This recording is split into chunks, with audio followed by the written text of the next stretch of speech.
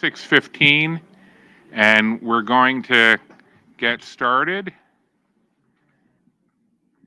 Just checking to make sure that we don't have any further members of the task force back there getting ready to walk in.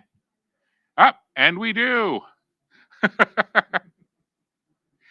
Up. All right. Yeah. Delegate Stein, your seat is right over here next to Dr. Bob. And we will get started. Are we good we're online? Okay. Good evening. Welcome to the third meeting of the Baltimore Regional Water Governance Task Force.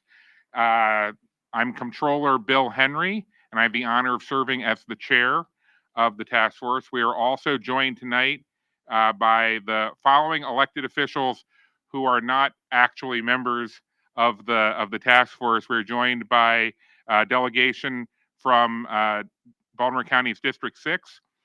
We have Senator Salling and delegates Grammer and Metzger in the back. Thank you very much for joining us tonight. I don't know if you're planning on staying for public comment, or if you want, you can always just submit public comment online to the task force at a later time. We will be focusing our discussion tonight on certain governance models and a preliminary fiscal analysis. I want to thank the Community College of Baltimore County Essex campus for hosting us tonight. Little housekeeping up front. There is a men's room here, which is not incredibly convenient for the public to use during the meeting. And so there is another one directly below it on the floor below. The women's room is back through the doors at the far end of this room, immediately on the left. And in case of an emergency, we would urge for you to slowly and carefully make your way back down the stairs you came up to get to this room and go right out those doors. I would discourage you from trying to trample the cameraman here at this end, because those stairs are blocked down on the lower landing. There will be, as the agenda says behind me, we used up a little bit of our recap and follow-up time. No, just kidding. We're just going to start the recap and follow-up a little bit later. But the general structure for the meeting remains the same. We will recap the last meeting and do follow-ups. Then we will have time for the consultant's presentation and task force discussion. As with the previous meetings, we will encourage task force question and discussion during the presentation. So effectively, we will have one big chunk of time during which the consultants will be presenting things and the task force will be asking questions about it and talking about it. We will take a break probably a little bit after 7:45 because we got a late start. We will then do a public comment period for 45 minutes.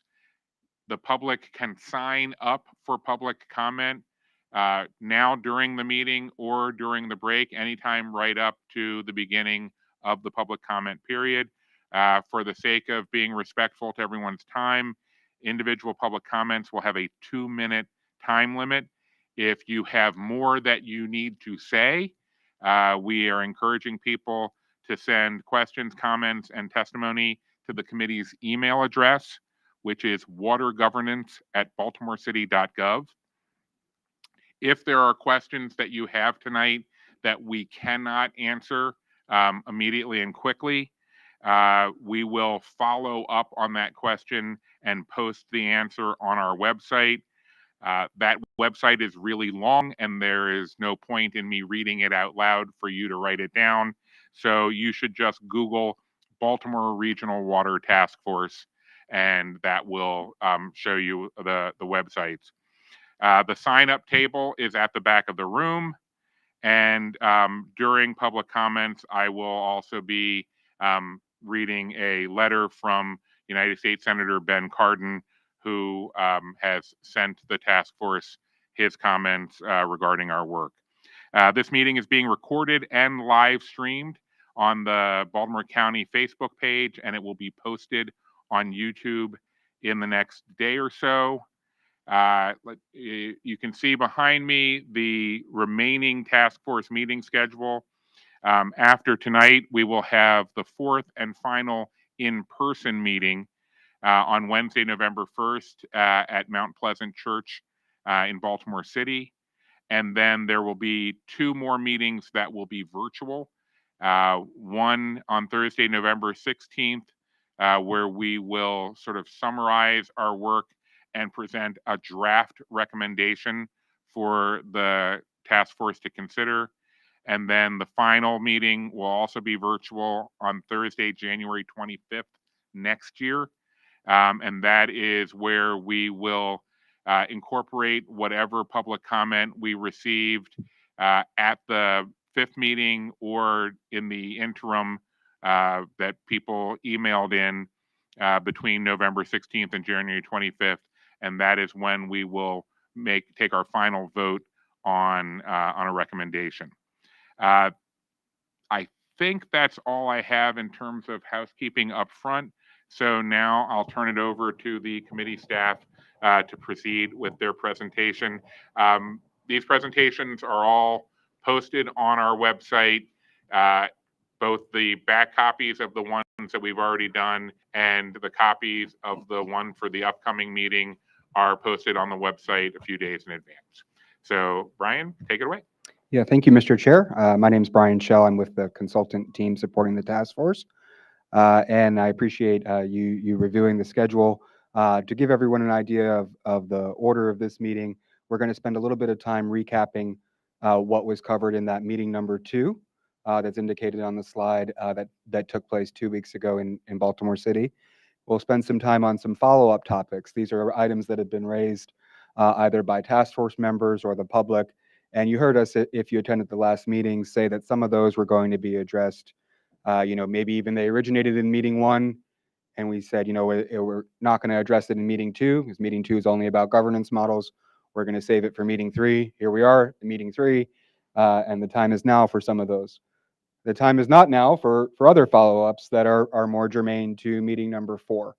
And so the way that we have split up these meetings is that the fiscal content that we are covering today is predominantly related to the as-is conditions, basically the situation as it is now for the 2 utilities. And the information that we'll cover in meeting 4 is what we're terming a final fiscal analysis. The reality is that the report is the final deliverable of this task force. And so, the information that we provide in the next meeting and all of the past meetings will ultimately be incorporated in the report that the chair mentioned will be, provided and then voted on in meeting number 6. So just to give you an idea, if you haven't been able to attend before of the procession and how we're working this and how we're going through things. And there of course will be some of those follow-ups that we may get to today that are more appropriate for meeting 4 because of the content of that meeting, and we'll flag that for you, and we'll publish those along with the public comments so that you can track what we are to be providing next meeting. So as I said, we're going to spend a little bit of time recapping some of the outcomes of the last meeting and catching you up if you didn't have a chance to attend that. If you have been attending all along, you have seen these next couple of slides twice before. So stick with us then while we go through them, but it's extremely important that we understand, and as we set out in each meeting, we focus on the task force's charge and provide some context to what this task force is doing and what is part of it and what's before them as we support them as their consultant. So the task force was created by an act of the General Assembly and approved in April, and it created the task force that you see before you here, and assembled this group to ultimately evaluate and select a new governance model for the utilities in the Baltimore metropolitan area, and that includes Baltimore City, DPW, and also the utility in Baltimore County through DPW&T, but also includes the region because there are, as we will discuss, wholesale customers that are in other counties surrounding the area. And the ultimate outcome, there is a report, a recommendation by January 30th of 2024 from this task force. And there are some precedent documents. There's a business process review that was completed several years ago that's available online that formed a foundational understanding that the task force members have reviewed and is named by reference in the legislation and form the basis of the understanding of many of the governance models that were suggested for study, etc. As you go through House Bill 843, which created this task force, there are a series of criteria. There are 3 sets of criteria. And just like a teacher or a professor grading a paper would have a rubric, the criteria in the bill are the rubric via which the task force is supposed to perform their work. So the first set of criteria that you're seeing on the slide has 8 criteria, and those are the criteria that we used in meeting number 2, last meeting, to step through a range of governance models that were broad, and that there were 5 models, and we'll recap them in a few minutes. But we use these 8 criteria, and you may remember in the last meeting, we introduced a concept, and what we did is we reviewed and provided as an appendix to our presentation and posted online the strengths, weaknesses, opportunities, and threats, or a SWOT analysis, as we call it, for those 5 models that were under study at that time. A SWOT analysis is qualitative. It's not the numbers that you're going to be hearing about from my colleagues here tonight. And after we carried out that SWOT analysis, we presented a recommendation to the task force to move towards the next set of criteria and to move a range of models appropriate for the Baltimore metropolitan region for further study. And then we presented against these 6 criteria that are shown for which we are assessing those models and their applicability here for the Baltimore region as the task force considers their charge. So that was the second half of meeting 2. Okay. The third set of criteria that's in House Bill 843 are fiscal criteria. That brings us here to meeting number 3 and meeting number 4, which I explained are focused on the fiscal criteria. There are 6 criteria on the screen for the fiscal. At the end of, we will be focusing initially, as I said, on the as-is conditions, and then these 6 criteria will be reviewed for the 3 alternative governance models under study in meeting number 4. So I just wanted to spend some time going through the foundational aspects of the House bill so that you understand, if you've only joined us, for this meeting, how this fits into that sequence. And so to recap as well as to the outcome of last meeting and what those 3 models are that I have introduced. We originally had 5 models, as you can see in the funnel on this graphic. We started calling them models A, B, C, D, and E. And the task force voted to accept our recommendation to narrow that list to just models C, D, and E. And so what are those models? So model A was a memorandum of understanding. This would essentially be a step backwards from the current model and the level of coordination that takes place. Model B is a cooperative, which is more of a partnership idea commonly used in rural areas with a membership system. Not very suitable here. Model C is a model that is reflective of the current arrangement between Baltimore City and Baltimore County. Now, Model C is an option, and that's not to say that is the do-nothing case or a status quo or anything like that. Model C is using the same governance structure that exists at present, but making other adjustments that don't necessarily change the agreement that is between those two utilities.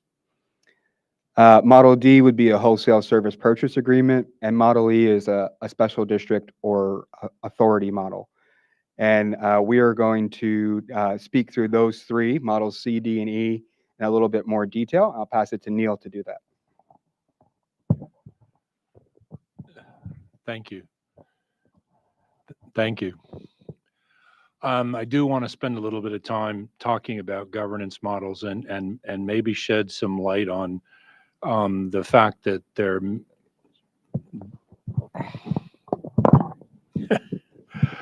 may be some terminology that is unusual. Somewhat of that is an artifact of the predecessor report that Brian mentioned, started describing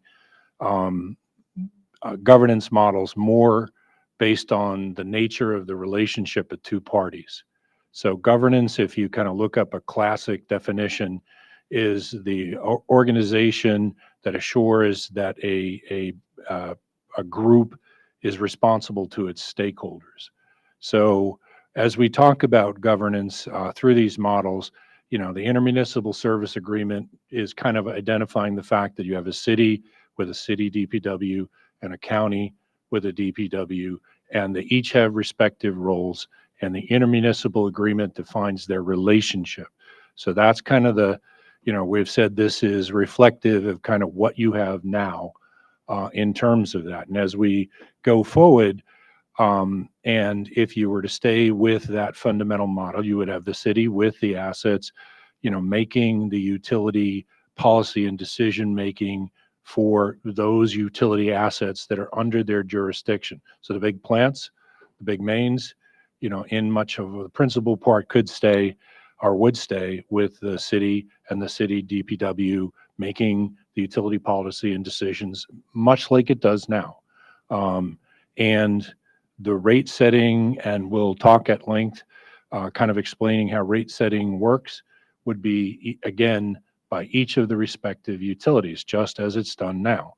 The capital planning, it would be joint, and it would, again, be governed by whatever gets put into the intermunicipal agreement.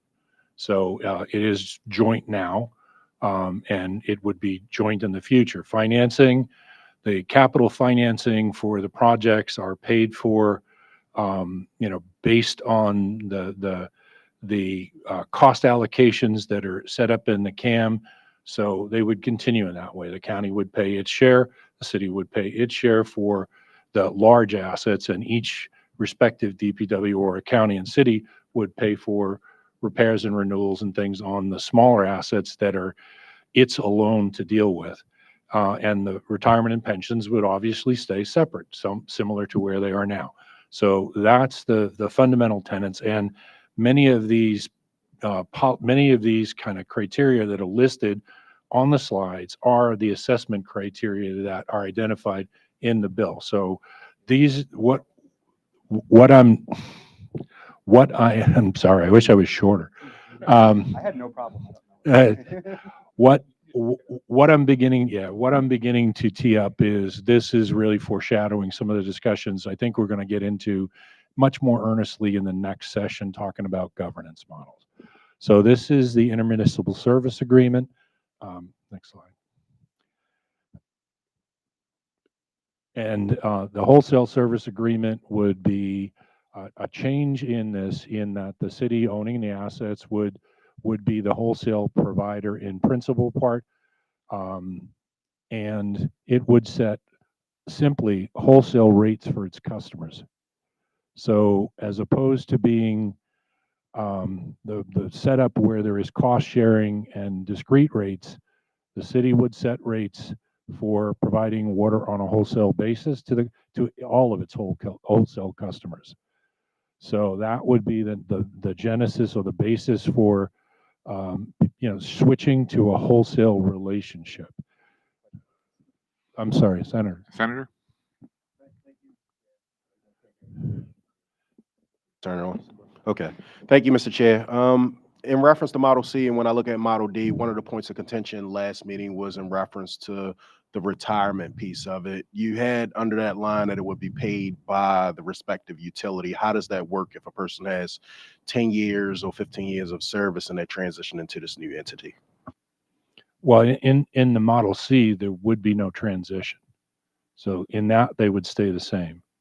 It's in the wholesale, in principal part, I don't think there would be a lot of shifting of personnel. They would stay fundamentally the same. There could be some elements of people that might shift, but in the fact that the city owns those assets, the city operates those assets, it's more the relationship that would change between the city and the county and Howard County, that it would become a pure wholesale.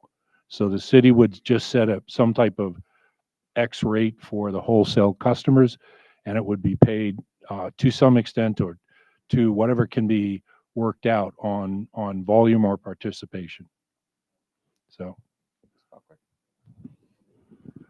So on option D, when you talk about the capital planning, you have notes on there that the purchasers agree to buy a set volume for the funding. So that to me looks like it's the major shift on this one as to what we have now. Right now, there's a cost share on each project. So there's cash flow at the time of each project between Baltimore County and Baltimore City. So under this case, there would have to be a lot more financial planning for how that happens. There would have to be a lot more structure in the wholesale agreement to what the agreed upon minimum maximum purchases were over some time frame. And that has to do with the revenue certainty associated with the city bonding. So the big shift would be, as opposed to the county bonding its share and providing those revenues, the city would have the obligation to bond for all of the assets improvements. So the fiscal portion of the wholesale relationship changes. So the nature of the agreement, where it shifts from providing a capital cost based on a cost share relationship, shifts to I'm agreeing to buy some minimum amount of water, or water under a certain set of criteria over time. And that relationship establishes a revenue flow for the city to pay its debt service. So that is significant change.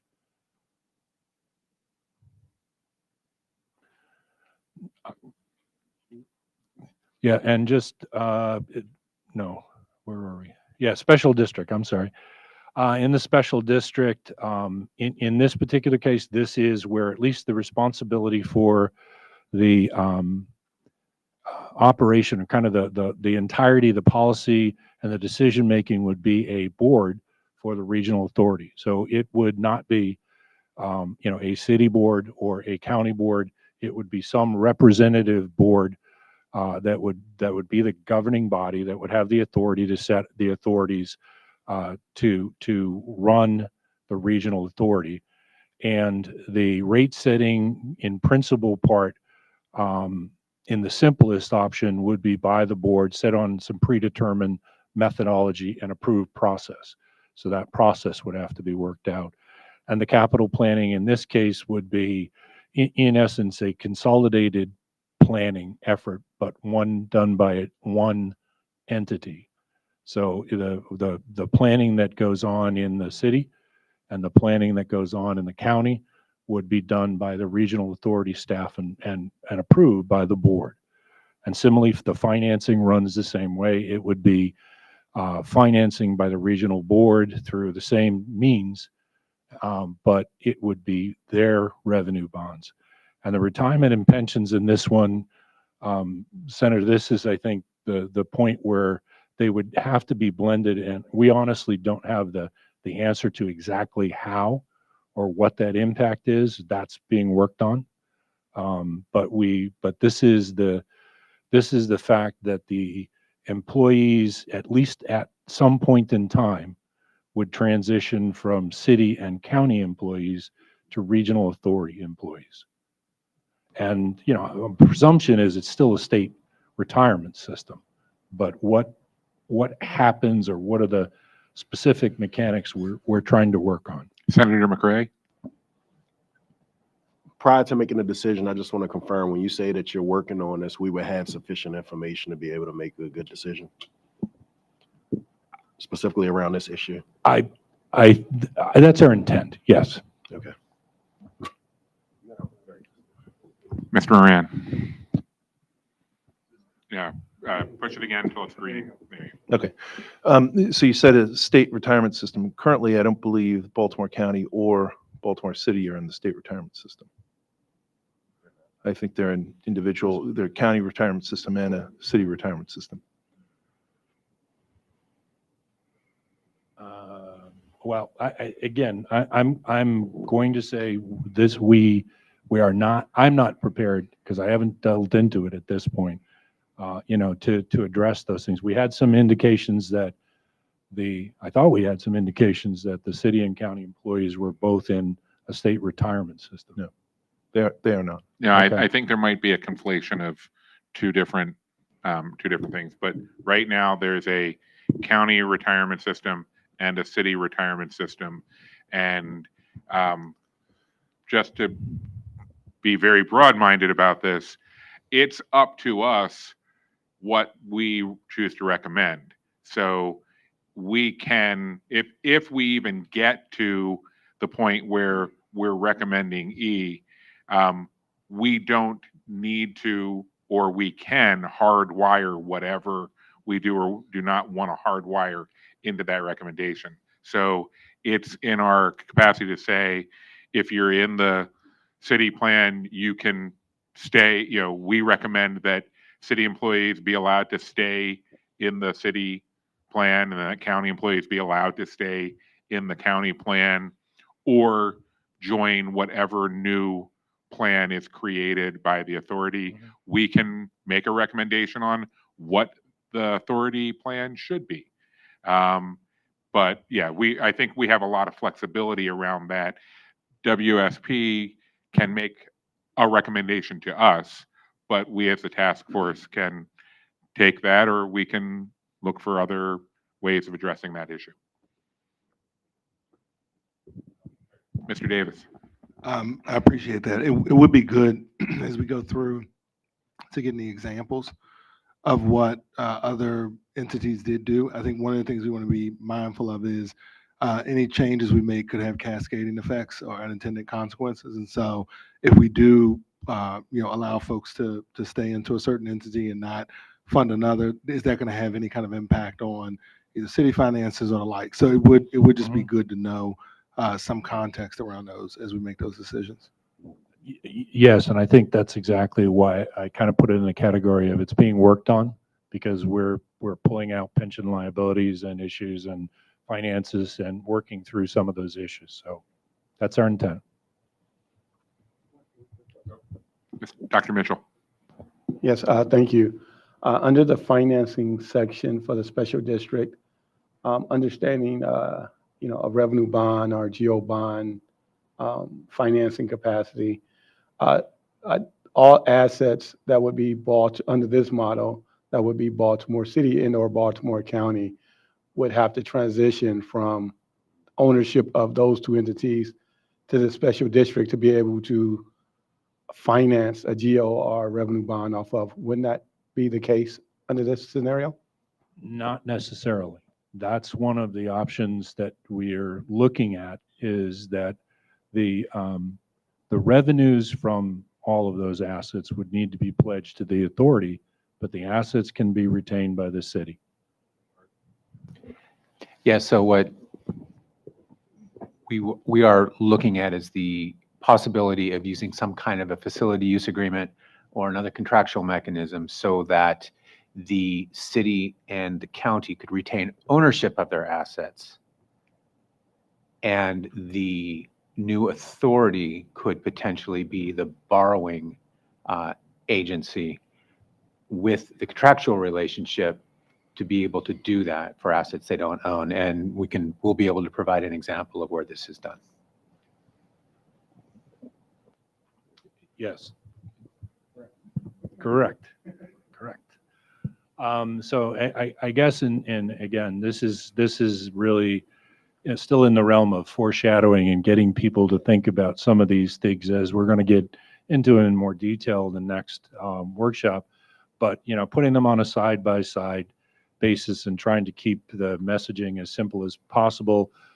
In the intermunicipal agreement, you have two DPWs, the city or county. So those are the governance that make the policy decisions, set the rates, approve the capital planning and financing, and have the respective retirement and pension programs in them.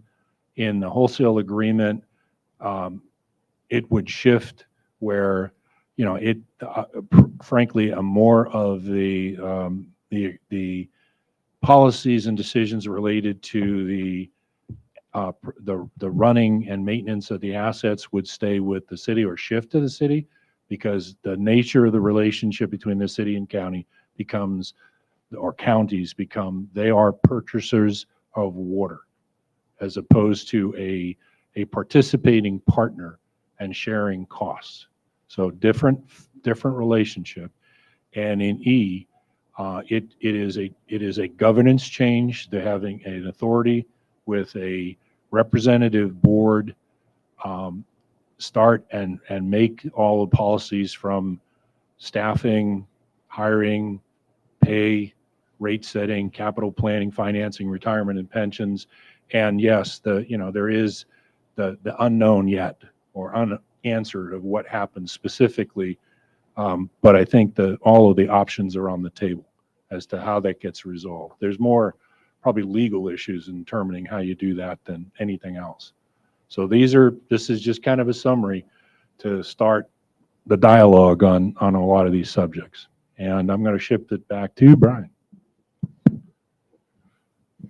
Okay, thanks very much, Neil. So as I said, we're going to move into the second portion, which are follow-up items from the previous meetings. And at one point, we'll get to the content for this meeting. But we appreciate the discussion and the questions that you're raising.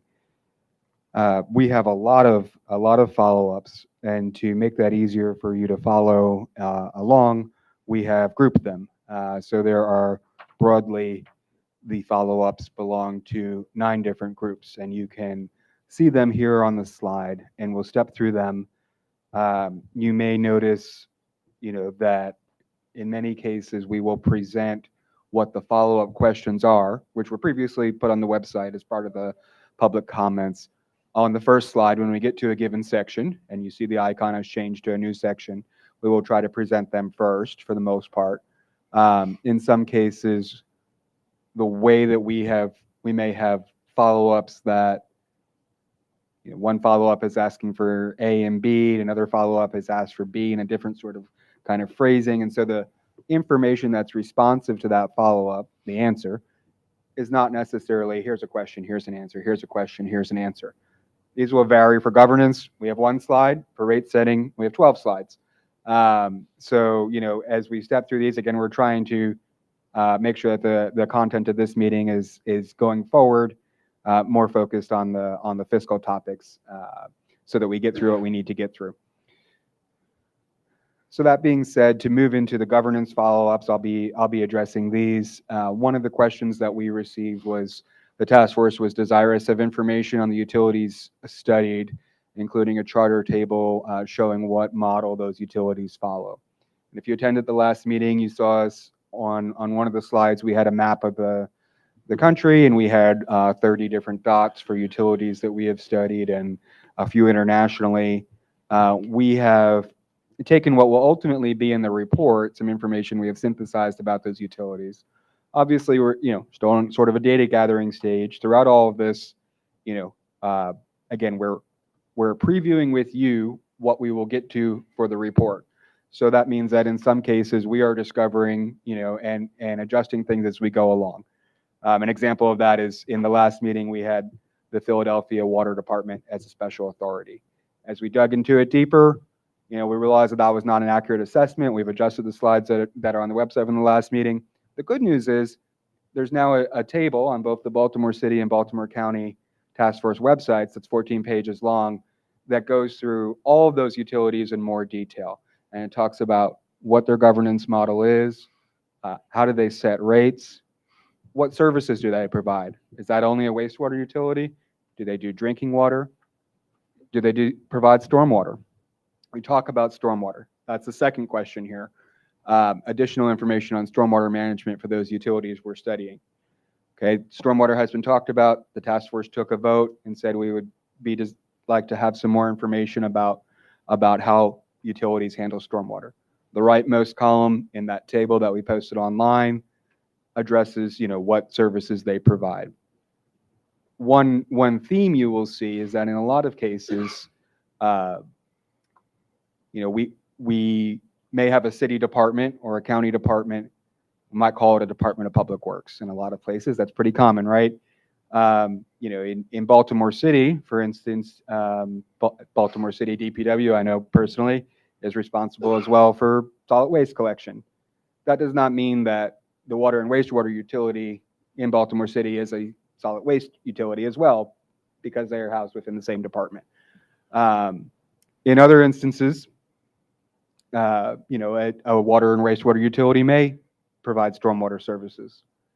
In many of those instances, as you go through the chart, you will find that those utilities, and we have reported on this where the information was reasonably attainable, with some feelers still out there to get additional information. In many of those places, but not all, where the wastewater utility is responsible for stormwater, they have what's called a combined sewer system. That means that the same pipes that carry our wastewater in those places also carry stormwater. That means that when a big rain event happens, what comes back up in the other direction is both wastewater and stormwater together. Baltimore City, Baltimore County do not have a combined sewer system. They have what we call a separate sewer system. Things happen in the wastewater system. You may be driving, and if you see a manhole that says sanitary sewer, obviously it is a manhole in the ground, which is subject to rain, and it is not an impenetrable barrier at all. And a wastewater system that is not intended to be a stormwater system can in fact convey rain from the sky, which you might call stormwater. So there are some distinctions, and we're working on getting additional information. We've gotten that information for all those utilities in the table because it was asked for. We've shared it with the public. We've shared that with the task force, and we would consider that response provided for that question via that table that we've posted, which isn't conducive to a slide format. The final question, the third question that you're seeing on the screen, was a request for historical experiences of other cities that moved to a special district or authority model, better known as Model E in our structure here. That is something that is most appropriate for meeting number 4. We are having conversations. We are prepared to share some of those experiences of other places as part of meeting number 4. So that's an example, like I said, of a follow-up that we are pushing towards that meeting because it's more appropriate for there. So at this time, we're going to transition to my colleague Art, and he's going to address our next set of follow-ups. Mr. Chair, sorry, if I could ask. Mr. Cabetta? There's quite a lot of line items in the table.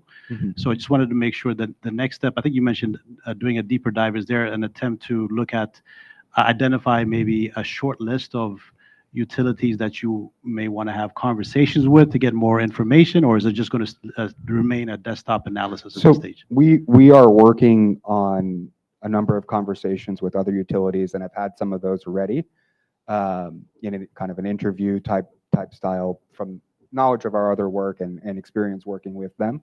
And that'll be part of what we report on in the next meeting. All right, well, thank you. As Brian mentioned, I will be, and my colleague Debbie Fortin will be covering follow-ups from the past 2 meetings related to financial issues. And the first question is up here. It says, provide graphic explaining the dollars per CCF rate that a county resident pays and the dollars per CCF that a city resident pays. So I'm going to talk to it in this response. And so when you look at a bill, a monthly bill that you get from the city. It'll contain a volumetric charge. That's part of what your water bill is. And that volumetric charge is $3.85 per 100 cubic feet of water. If you look at a city bill, the city bills county customers for water supply and treatment and maintenance of large distribution mains.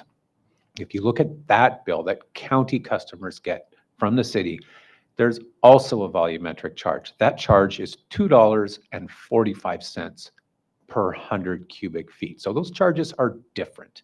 What does that mean? And what it means is that both the city and the county provide similar and the same types of service to their customers. The city provides water supply, treatment, and distribution large distribution line maintenance, and participates in cost share arrangements we'll talk about with the county. Each entity maintains their own smaller distribution pipes, and each entity has different ways of recovering those costs from their customers. So the city relies more on this volumetric rate. The county relies more on fixed charges. Fixed charges are those charges that are a defined rate that don't involve water consumption. So for example, the city has something called a water distribution rate, or excuse me, the county has something called a water distribution rate. It's not billed by the city. It doesn't show up on a quarterly bill. Instead, the county bills it annually on property tax statements. So that charge is approximately $256 for a year. So the city has a series of fixed and volumetric charges that collect rates. So does the county, but they're different and they're billed differently. We'll talk more about rate structures, and in the following slides, I'll also show a monthly bill comparison for an example customer. That's where we're headed next. There we go. So we're going to talk about a bill comparison, and bill comparisons are something that utilities do from time to time. They compare what they pay versus what their neighbor pays. And they're useful. And oftentimes they do those comparisons because the amounts are different. The numbers themselves don't necessarily tell you why they're different. And so when you're looking at bill comparisons and differences between different utilities, things to think about are how old the utilities are in each respective utility. And what does that mean for repair and replacement costs? So if you have a 100-year-old set of pipes in a water system, that utility might be replacing more of them than a system that has 20-year-old pipes. It may be the cost of construction might be different in each utility. How capital projects are paid for can affect utility rates as well.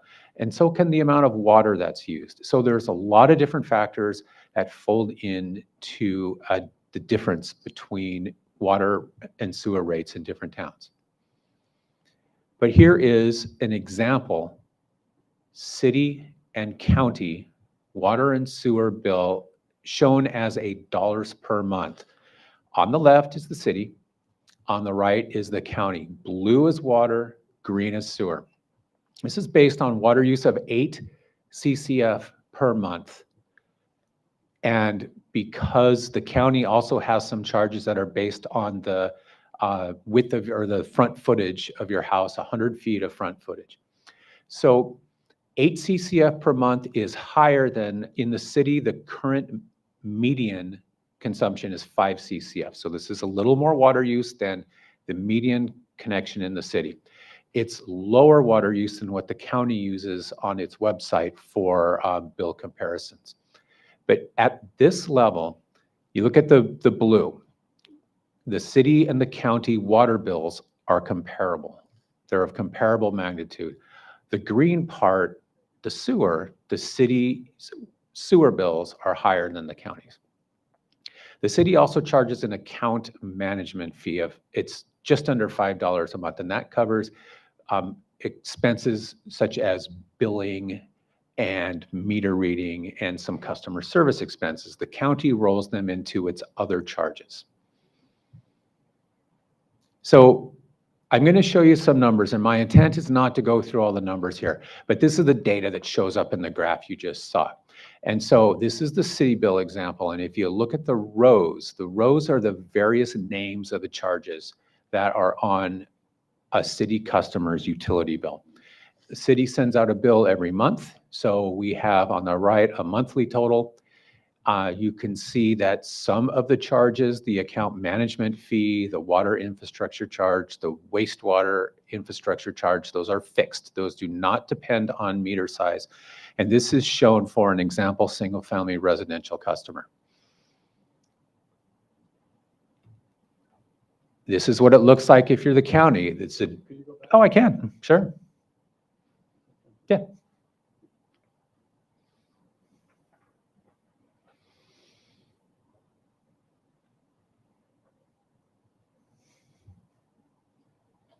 Okay, sure. This is what it looks like for the county. The county provides a similar services. They make sure the water gets to your tap. They make sure that your bathtub drains 24/7. And they have different charges with different names that are billed at different times. So they have, looking at the left, there's quarterly charges. Those are the charges for water supply, water treatment, and the large water main distribution that are billed by the city on a quarterly basis. There are annual charges as well. That's for smaller water line distribution, and also the county rolls all of its sewer system costs into an annual charge. So it's possible to do some math and calculate what you would pay on an annual basis, and then divide that by 12 to get an equivalent of what you would pay on a monthly basis on average. Now I'm going to turn it over to my colleague, Debbie. Oh, yeah, please. Can I ask a question? Yeah. If you don't mind, Mr. Chair.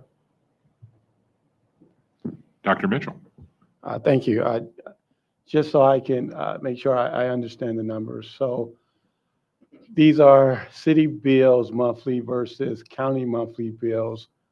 It looks like the net difference is somewhere around $16 per bill per month. At this consumption level, yes. Yeah, this is an example. Which is about $192 per bill annually. Do you know how many customers it is in the county? Is it about 170,000 customers? I don't have that specific number off the top of my head. I'm sorry.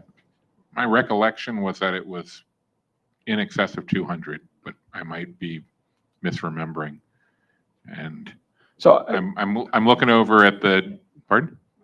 206,000. Thank you. Hey, look at that. So Bar trivia. Okay. So just by pure math, I just want to make sure I get this right. That $192 or plus or minus times the 206,000 customers, what would that total cost for the city and the county be in the difference of how much they pay into the utility? I'm not looking at it by customer by month. I'm actually looking at what's the aggregate of all of them over a year.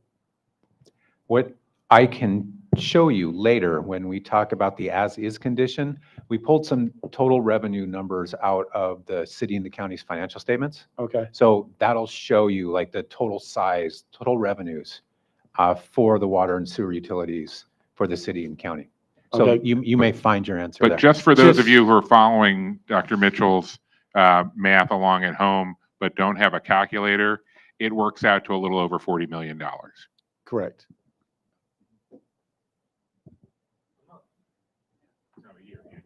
I think a year annually, the city pays $40 million more, I think, for it. I just want to make sure that the math was, I guess, back of the napkin math was adequate. Ms. Buckler? So going back to the slide where you said the factors that could cause the difference, because at the end of the day, we have to true up. And I know you're going to get to that on who uses what volume and the system. So between the county and the city, not talking about the wholesale customers. A lot of these items are are bound together. So like, for example, age of the facilities.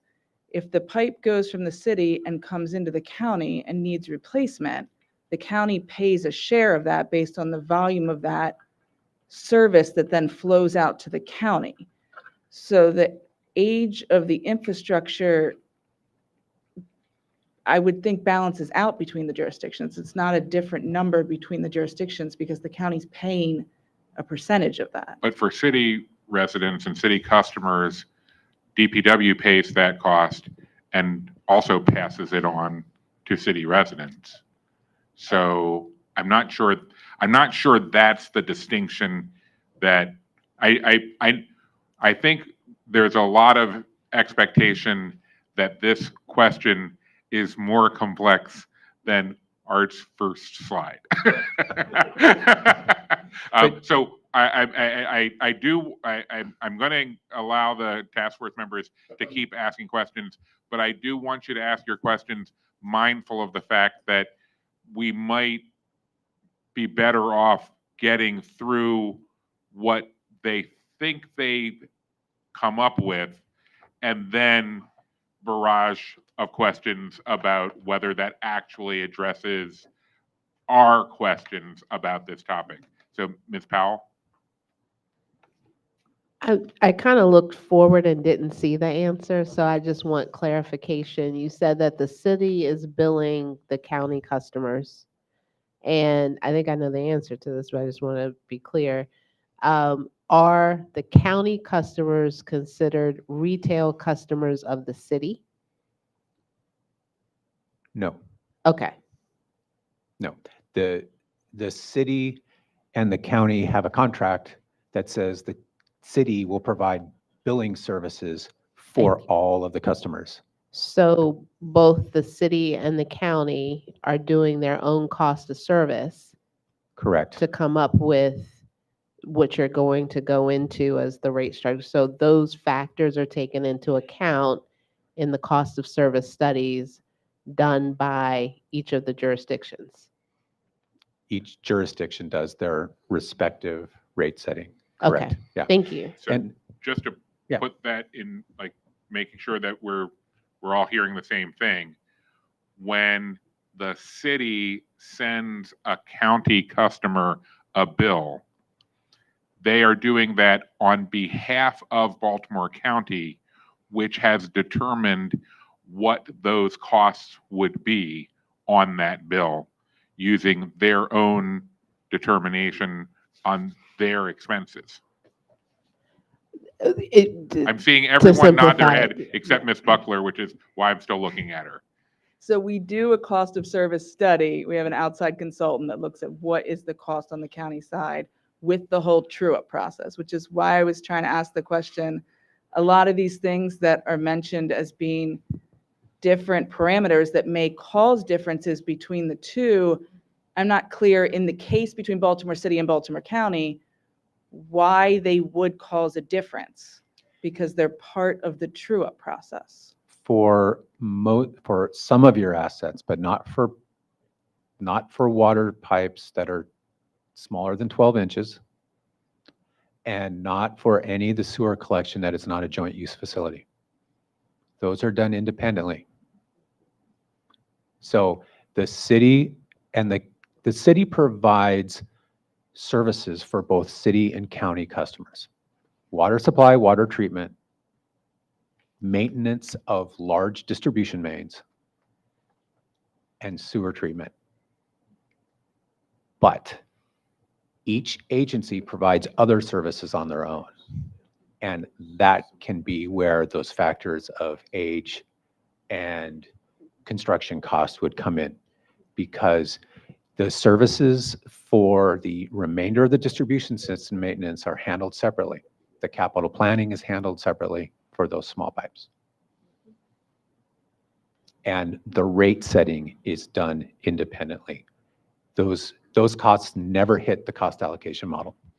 So maybe as a follow-up to that, maybe I don't know that it's in here, of those things that are different, those capital projects that are different, because it's the same on the county. If we do a project that just impacts county residents, it's 100% county paid for and then accounted for in the rates that we're charging the county.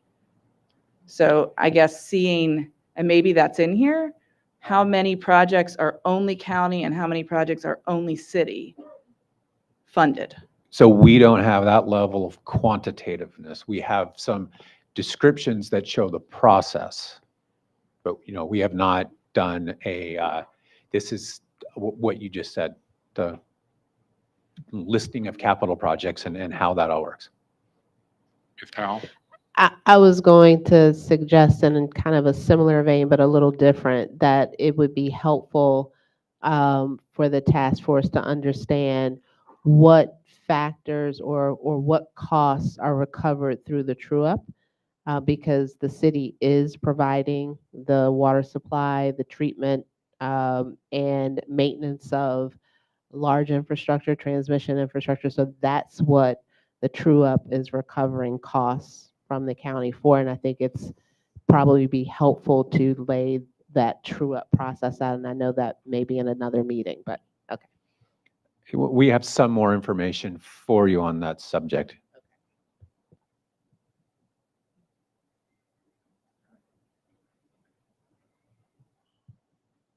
So I'm going to turn it over to my colleague Debbie, and you get the clicker. Thank you, Art. Oops. So I'd like to talk about the rate setting process. The rate setting process involves how much does it cost and how to collect enough money to pay for those costs.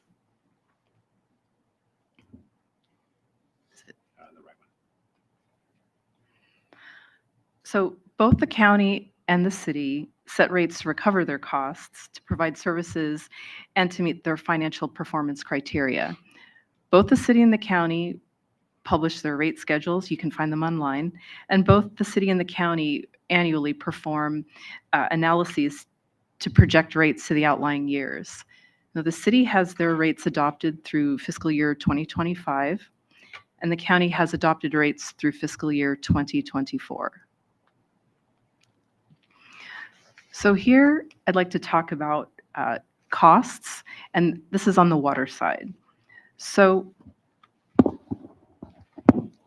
the first cost I'd like to talk about is water supply and treatment, and this is something that the city provides. On the county side, the county rate components, you'll see that in the county minimum quarterly charges and the quarterly consumption charges, and the city bills county customers on a quarterly basis. The city rate components are the infrastructure charge and the volumetric charge, and that recovers the city's share of water supply and treatment. The next item is water distribution. Those are pipes in the ground, for instance. The county recovers those costs through their water distribution rate, and the city recovers those costs through its infrastructure charge and volumetric charge. The next item is fire protection. And fire protection, you'll see this on your bill if you have sprinklers in your home, for instance. On the county side, the county recovers those costs through its water distribution rate, and the city charges a fire suppression fee, and it's a separate line item on your bill. Account management, the county recovers this through its water distribution rate, and the city has a separate line item of an account management charge. And this account management charge covers both water and wastewater account management services. There are also certain... Actually, can I pause you for a quick second? Of course. I'm sorry, but are fire hydrants metered? Okay, so I want to be clear that when we talk about this fire suppression fee, that's only applying to private owners of property that have internal sprinklers. We don't charge for the water that the fire department uses to put out a fire. Okay. Yes, and we will discuss that offline. Okay. Okay. Um, Certain water line construction costs, the county recovers those through their benefit assessment rate, and the city does not have this charge. Whoops. Uh-oh. I pressed the wrong button. There we go. Okay, now I'd like to talk about the sewer side. Sewer collection, these are the pipes in the ground. The county recovers these costs through its sewer service rate, and the city recovers these costs through its infrastructure charge and volumetric charge. Sewer treatment, this is a service provided by the city.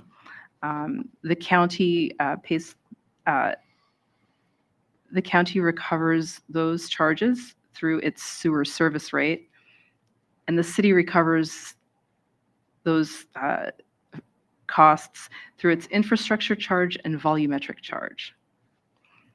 Account management, we talked about that on the water side.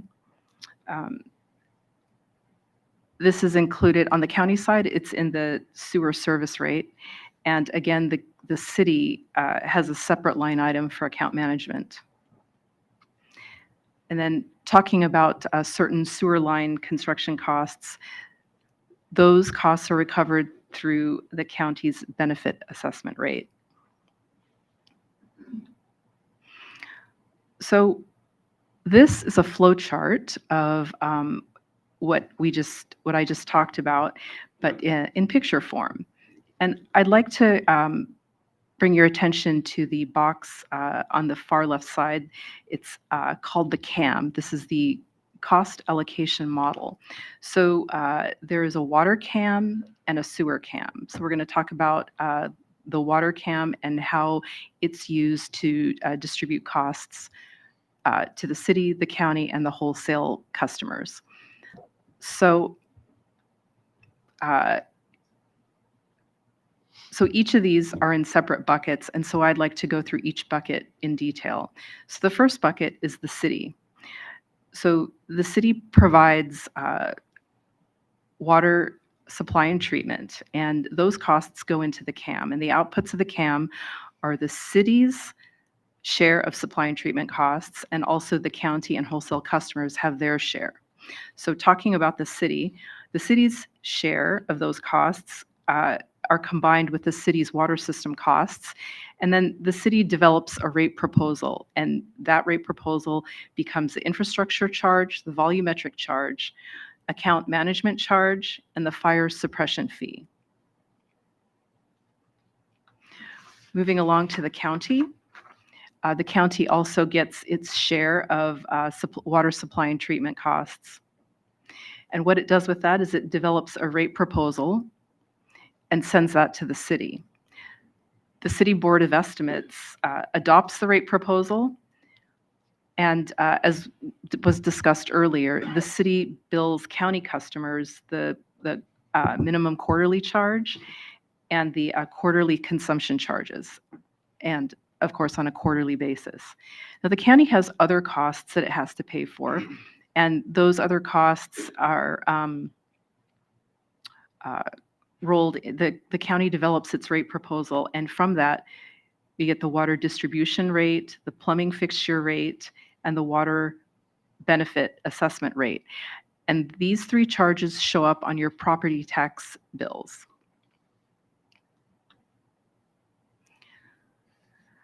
For the wholesale customers, they also get their share of water supply and treatment costs.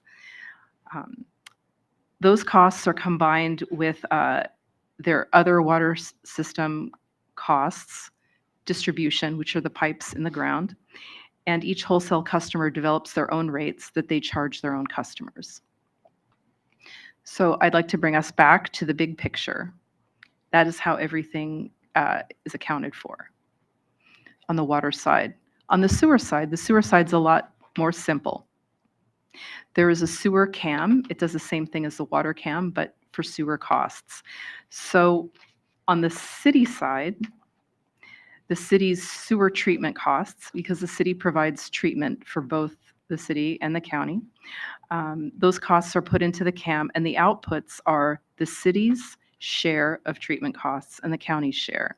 So talking about the city first, again, like the water system, they combined those treatment costs with the city's other sewer system costs, and the city develops a rate proposal. That rate proposal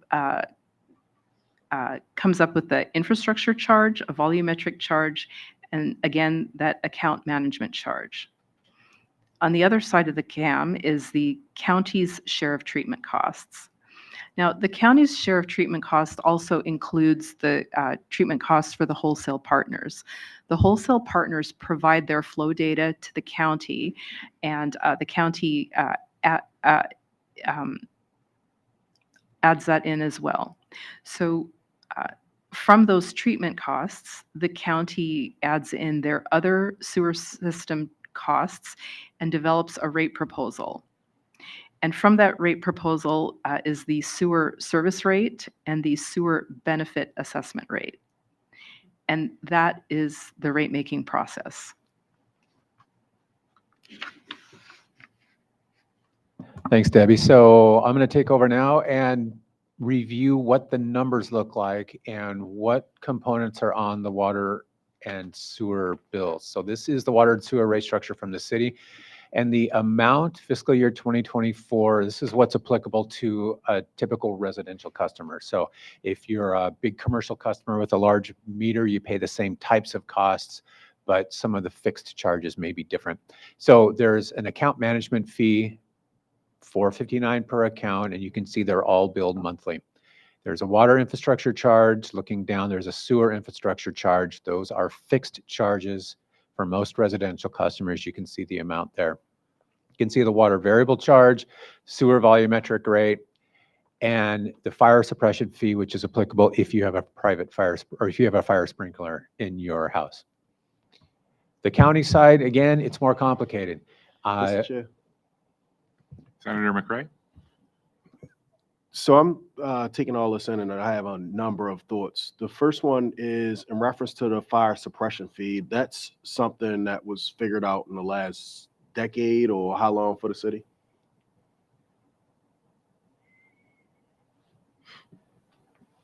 I can look. Can you hear me? There we go. We can look into the rates. The last time we approved rates was back in fiscal year 23. So that rate was set back in fiscal 23. We'd have to go back and look and see when. But does anybody know that was set. historically Right. when we started charging a Right. I fire don't- suppression fee? Yeah, I don't have that in front of me, so we'll have to take a look at that. I'm going to say that it was within the last decade. Do you feel safe saying that? That was before my time, so I have to trust you, So- Senator. Mr. Chair, I just go to the point of it's going to be important for us to know. So fire suppression is charged to like new housing, but businesses have always had sprinklers. So are we charging the businesses the same fee that we're charging to folks that have new homes? Is to the question I'm asking, since this is a new identified fee. Yeah, that's a question I would ask if WSP or if DPW knows whether that fire suppression fee is scalable for commercial properties. We're researching that right now on the scalability. If memory serves, I remember paying a larger permit fee for installing it. I count like when we were doing commercial development in Patterson Park. I'm trying to remember if we paid a monthly charge. And where I'm going with it is Yeah. that those that have historically have already had sprinklers, are they being identified within this process, because that's a new fee from that standpoint? I think you want to be part of the same offline conversation I have over why we charge private owners for fire suppression in their buildings, but we don't seem to charge anybody for the fire department rolling up and using the hydrant to put out a fire. Yeah, like I mean, like you see where I'm going? Like I think that's a conversation that needs to be had. I'm not sure if we need to have it here. Yeah. Okay. The fire suppression fee, I do think that it needs to be had here, because obviously part this is of a part this. of billing. Okay. and we need to make sure that if this is a new one, that the folks that are already historically had them are being charged from that standpoint and get a sound answer. Totally The other fair. piece that I think about, Mr. Chair, and this is just for conversation. So if the city has a third of the city that's untaxed, and as I was listening to the fee breakdown of the county versus the city, and just taking in that we have less residents, which then impacts the bottom line of how much we pay on our bill. How is that identifying as we're growing and building a more non-tax base from that standpoint? How are we taking that in consideration? Because the people that are absorbing that cost are the folks that ultimately pay the bill, which are the ratepayers. I think I see where you're going. I'm not sure I'm with you on all of your givens, because even the tax exempt property owners pay water bills. And in fact, that was a big part of the fight over the stormwater management fee, was they were paying that fee even if they were tax exempt. I'm totally with you on the fact that we got to figure out some way to deal with the fact that 30% of our base is tax exempt. But I'm not sure where you're going in terms I'm of just saying water billing. ratepayers are coming offline as we're building or occupying spaces from that standpoint. So these are other folks that may be contributing in a certain way Gotcha. to the Okay. overall system Okay. From that piece of it. Okay. We're back to Art. Okay, so this is the water rate structure, water and sewer rate structure for the city. What you can see for the county is that it's more complicated and it's billed at different frequencies. So the services that the city provides and bills county customers for are billed on a quarterly basis, and the remainder of the county's charges are billed on an annual basis. Going to shift gears and talk about cost allocation. So recalling what Debbie said, that rate setting is, you can think of it as two different phases. One is how much does it cost? And the second phase is how do you collect it from customers? We have been talking about how you collect it from customers. Here, we're going to switch back and talk about how much does it cost and how do you split those costs between the city and the county and the wholesale partners. So we have a lot of follow-ups that were asked about the cost allocation model. You can read them here. And what we're going to provide is some information that tries to answer them kind of all in a general sense with some very specific responses kind of at the end. First of all, what is the cost allocation model? You'll hear the acronym CAM a lot, so that's what I'm going to use. It is a spreadsheet, it's a set of spreadsheet-based cost calculations. And there's a separate spreadsheet for the water and a separate spreadsheet for the sewer. The water is based on the terms of the 1972 contract between the city and the county, and the sewer is based on the terms of a 1974 contract. The CAM calculates water supply and treatment costs for the city and for the county and for each wholesale partner. So the city incurs all of these costs and the CAM divvies them up, and every year when the CAM is done, it produces an annual cost for the city, an annual cost for the county, and an annual cost for each of the wholesale partners. And then the next year, you do the same thing. You have the next year's costs that the city incurs. Same idea for the city, or for the sewer. CAM calculates the sewer treatment costs for the city and the county. So let's talk about some of the inputs and how it works. One of the inputs is the audited financial data. So it is audited financial data that goes into the cost allocation model. It's typically available about 6 months after the end of every fiscal year.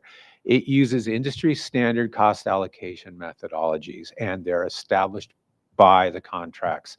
So if you're in the water utility industry, you would say it uses the base extra capacity cost of service model methodology, but they're industry standards and they're well established.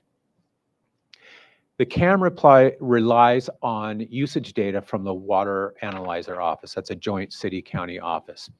And the usage is compiled from 2 separate billing systems. And the differences in meter read frequency can complicate the data compilation. Recall that county meters are read quarterly. And so that usage will cross fiscal years. So the costs are recorded at a fiscal year. The water usage, if like the fiscal year ends on June 30th and a meter is read on July 5th, most of that usage happened in the previous fiscal year. So that makes the data complication complicated, but doable. The city and county staff each year must come to an agreement on the CAM results and produce the true-up settlement statements. And in recent history, they do. They work it out and they get the data they need, and they make sure that they come to a work product that both the city and county concur with. And that hasn't always been the case in the past. The New Gen report we keep referring to documented some of the past histories. So a little bit of foreshadowing here, as Neil was talking about. We as a consultant team will be producing a report with some recommendations. And so you may hear some recommendations on maybe updating the CAM process, because the CAM is a 30-year-old model that has been modified as billing and accounting systems change. So just to update it to remove some of the historical artifacts, and while it would still be consistent with the contracts, it might be a more streamlined process. So some additional follow-ups, some specific questions we received. So we're going to throw some numbers at you now. So this is the revenues that the city gets from the county and from wholesale partners. And each row is a year. And you can see the wholesale partners, you can see the county. This combines water and sewer. And what a place to look is the bottom row, fiscal year 2022. You can see the county is by far responsible for most of the revenue. The total is about $160 million. So I'm going to ask you to file that number away for later in this presentation. The city receives about $160 million a year from the county and the wholesale partners for the services it provides. Historical wholesale revenues. This is in response to a question that was, are the wholesale revenues proportionate to population? And the answer is not necessarily, and the contracts define how costs are allocated to the wholesale partners. It's not based on population. It's based on primarily water use and a lot of other factors, including water use in specific areas for some of the facilities. So the payments are meant to recover costs based on cost recovery factors in the CAM and defined in the contracts. With the reminder that among the wholesale partners, there are differences in the services provided. Some get raw water, some get treated water, and whether or not the wholesale water is all or part of their water supply. Some more follow-ups. Whether the existing cost-sharing model/formula for O&M costs is adequate. Yes, it's adequate. It's not perfect. Like I said, we'll have some recommendations for some improvements and cleaning up the model because it's an old model that's been modified as conditions change. We would expect to be part of that. This last question is determine how bulk rates for the county are set and revised periodically. So the cost allocation model, the CAM, does not produce a bulk rate. It produces an annual cost, and that's an important distinction. It's done every year, and it's updated every year based on audited financial data for that year. So we have some more follow-ups that I'm going to go through. Yes? Sorry, Ms. Buckler. And then, I'm sorry, Jessica, did you do it? Okay. That audited financial data, is that part of a cost of service study? Is the city doing a cost of service study with a third party? I'm going to ask if Richard or Region, you have any input on that, please.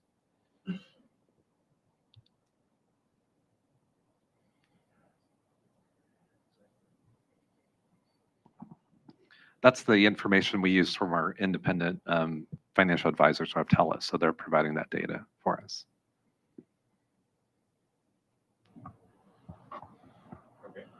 Mr. Chair, I do have a question. On slide, I guess 38, there's 5 years of information missing for Anne Arundel County. Was there any specific reason why?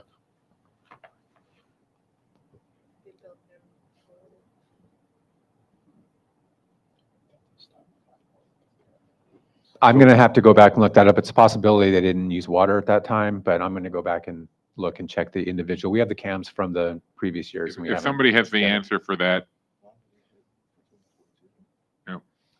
I mean, for what it's worth, this chart without context is incredibly confusing. It is the very opposite of intuitive.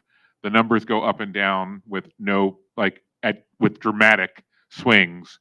So I'm not going to try to do this now, but I think it would be good to have an annotated version of this chart added to the documents online and shared with the task force with some explanations for basic things like, why are there 5 years missing for Anne Arundel County? Why did Howard County pay $42 million in 2020, $24 million in 2022, but less than $2 million in the year in between? There's situations like that through this chart. If we could get some text for these numbers, that would be appreciated. Thank you. Sounds good. Any other questions right now before they move on to the next section? No? Okay. So we have been asked about state support, detail the level of state support for Baltimore's water and wastewater sector. And so we're still compiling data there. So we'll have more information for that at a future meeting. Cost sharing arrangements for wholesale customers for capital improvements. We're still working our way through that as well. The potential or the impact of future capital costs over time. So we have some information on capital improvement project costs that we'll get to later in this presentation. Yes. Dr. Mitchell. Thank you, Mr. Chair. Just for clarification on that chart that we just, we're going to provide some more notation to some of the differences and discrepancies in those dollars. Is there possible that we can add Baltimore City's? I know they're not a wholesale customer, but they do pay a wholesale price for water. Can we add Baltimore City's line for those particularly years that they pay in water service fees? So we can see that in comparison. So I think what you're asking, can I paraphrase? Yes. So we know that Baltimore County is charged by the city for wholesale, or not for wholesale, for its share of water supply treatment and large distribution main, and as well as joint use facilities, sewer. You're also asking for what the city charges or allocates to itself. Correct, for those equivalent services. Right. Okay. Thank you. Okay, thank you. Excuse, Mr. Chair, could Ms. I Powell? just ask for a point of clarification? Is this just for operation and maintenance costs? That is a very good question, and the answer is yes. Okay. The CAM provides operation and the CAM produces a settlement statement which addresses operation and maintenance costs. The county, for example, for capital costs is assigned a share of capital project costs via the same cost allocation methodology, but the county pays its capital up front. So when you go back to the flow diagram that you have for the rate setting, it references the CAM and what is included in the CAM. In that process, should capital costs be included in that flow chart for the rate setting? Because the utilities or the jurisdictions are recovering costs in the rate setting for both operation and maintenance and capital. Right. That's a very good question, and we were struggling with that as we were putting the flow chart together, kind of balancing complexity and precision on this. And so where we landed was that there is a cost allocation procedure for capital costs that assigns capital cost responsibility for projects to the city and to the county. And so we put this flow chart together for that to cover both capital and operating, but the processes are slightly different. So, and how they're paid is slightly different. And I raise this because that also lends to part of the difference in the rates, because the capital programs are different. And they could be funded differently too. Yes. Okay. Thank you.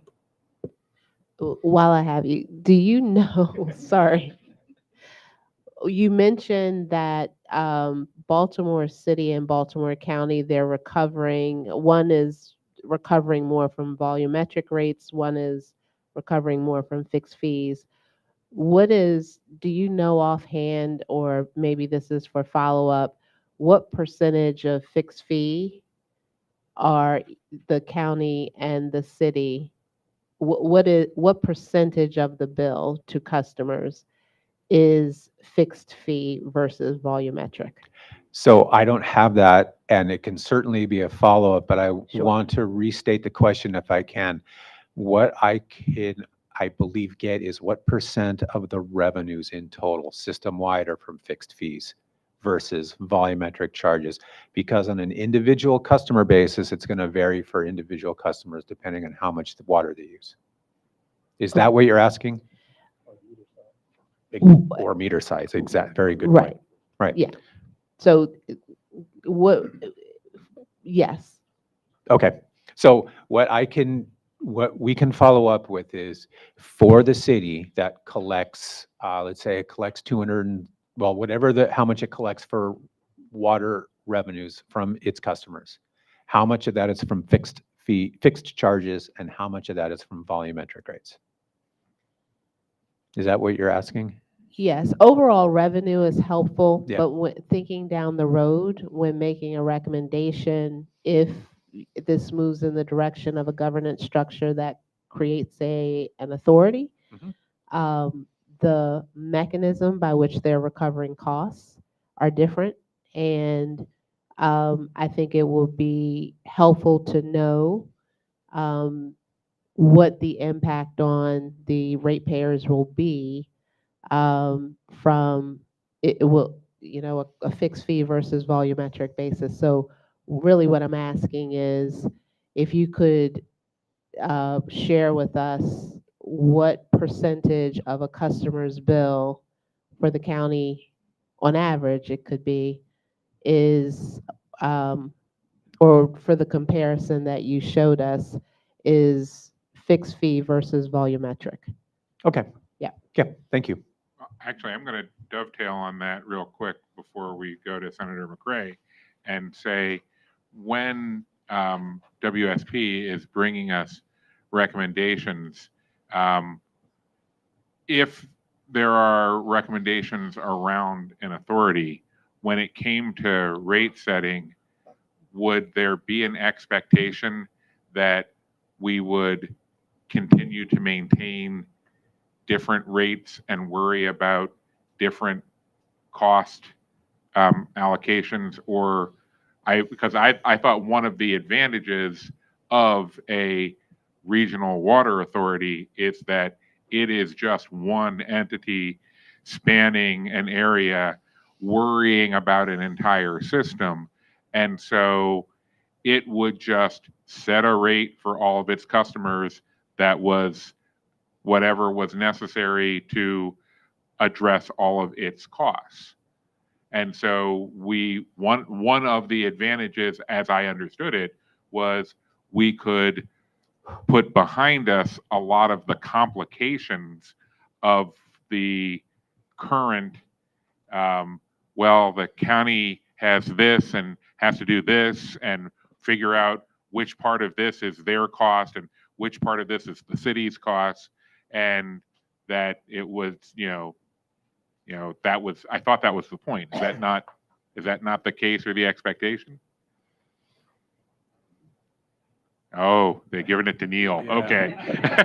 No, Over the first two meetings, we started to recognize that the hard truths come from Neil. yeah, to be honest, that there are options, and that will be one of the options. Certainly, would be to arrive at an integrated rate, a uniform rate, and that is, you know, that would involve working through all of these. We are not going to give you that integrated rate. We're going to give you that as an option, as that's what you want directed to be done. The second one is that you could, you know, at least for some period of time, perhaps maintain discrete rates, still with the uniform authority. It just means you'd have to have defined these mechanisms to do that. And so, you know, that's one of the choices that you're going to be faced with. And we'll talk about what are kind of the pros and cons and the methods to get there. That would involve bringing Art back regularly to explain what's actually happening. Well, he will be back. Okay. And we have a slide later in the presentation about rate transitioning, which Right. is, we've already covered some of it, so that's good. You got to look further ahead sometimes. No, that's what you do. I didn't look far ahead either. Okay, so future capital improvements, yeah, we Mr. have. Chair, Sorry. No No, problem. Craig. No problem. I just wanted to double down on the fixed versus the consumption piece of it. And I was trying to make the point earlier, but after hearing you, I better understand what I was trying to communicate. When you take properties offline that could have been paying that fixed rate, that then puts us at a disadvantage because that's more people, that's less people that's paying into that system. So as we look at different models, and I get it for the regional piece of it, I do think that when you look at model C, this still comes into play because we should be billing versus a fixed rate, that consumption rate, the better make a more equitable system. I think I'm following that. Art or Brian? I can respond to that a little bit too. I think that every utility board that sets rates, regardless of we're talking the intermunicipal service agreement or a wholesale, you know, we do a lot of rate consulting, and so we talk to elected officials a lot about rates. And that's one of the conversations you have with every utility, is the pros and cons of fixed charges versus volumetric charges, because fixed charges provide more revenue stability, and volumetric charges are a way that people recognize they can control their water bill and the amount that they pay based on how much they use. So there's pros and cons, and ultimately there's a lot of policy decisions by the governing board that are needed in order to establish a set of rates and our rate structure that governing board feels is equitable and fair and best for their community. I'm just doubling down on the point that she made specifically from an equity standpoint. And affordability.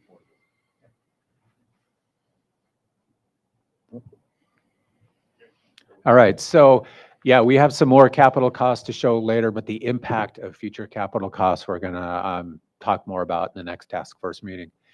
Split of in-house and outsourced work, we're gonna talk more about that at the next meeting too. We're talking about this with city and county staff right now, so we're getting the data we need and to be able to discuss that. And the next part of our presentation is the as-is information from a financial point of view. So we've talked a lot about the rates, but we're going to bring it up and kind of aggregate it for the utility as a whole. So what we're going to provide is an overview for the city and county revenues, expenses, bond ratings, historical capital spending, projected capital spending. Yes? Actually, Art, I'm going to pause you real quick because I'm looking ahead at the length of this section. And what I want to ask, this is a point where I'm going to have to sort of pull the task force. We are at 7:49, and under our normal schedule and the schedule that we advertised, we would be pausing for a break right now and then taking public comment at 8 o'clock, because we have technically used up the time that was supposed to be for presentation and discussion. My suggestion would be that we do indeed pause our discussion and check in to see if there is public comment at 8 o'clock, because I've sat in those seats and I know how annoying it is to have to wait hours before you get to say what you came here to say. What I'd like to do is check in and see if we have public comment, and if that public comment would like to go now or would like to wait and hear more before they say what they came here to say, and then return from public comment back to continued presentation and discussion. Is that something that everybody is okay with? Okay. Then what I'm going to suggest is that before we go into the as-is part, we stop and we take our break, and then we will reconvene at 8 o'clock for public comment. And then at the conclusion of public comment, we will continue with as-is and the remaining presentation and discussion. Okay? Thank you.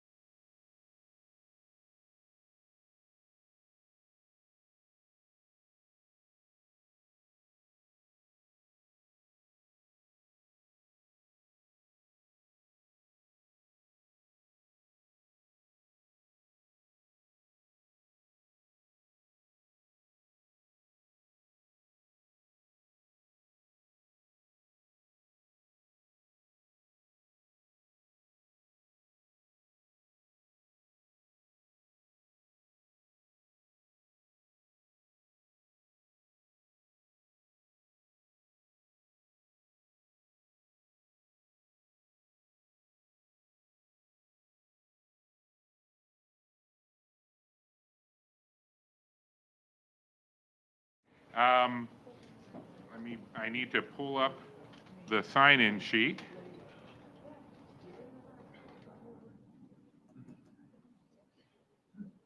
All right. Okay. We have signed up tonight to speak Delegate Bob Long of the 6th District. And what we're going to do is we're going to do two at a time. I'll call it names. And so if Delegate Long could come up and speak, Delegate Grammer, you're on deck. So just be prepared to speak after Delegate Long. Thank you very much. Thank you for giving me this opportunity.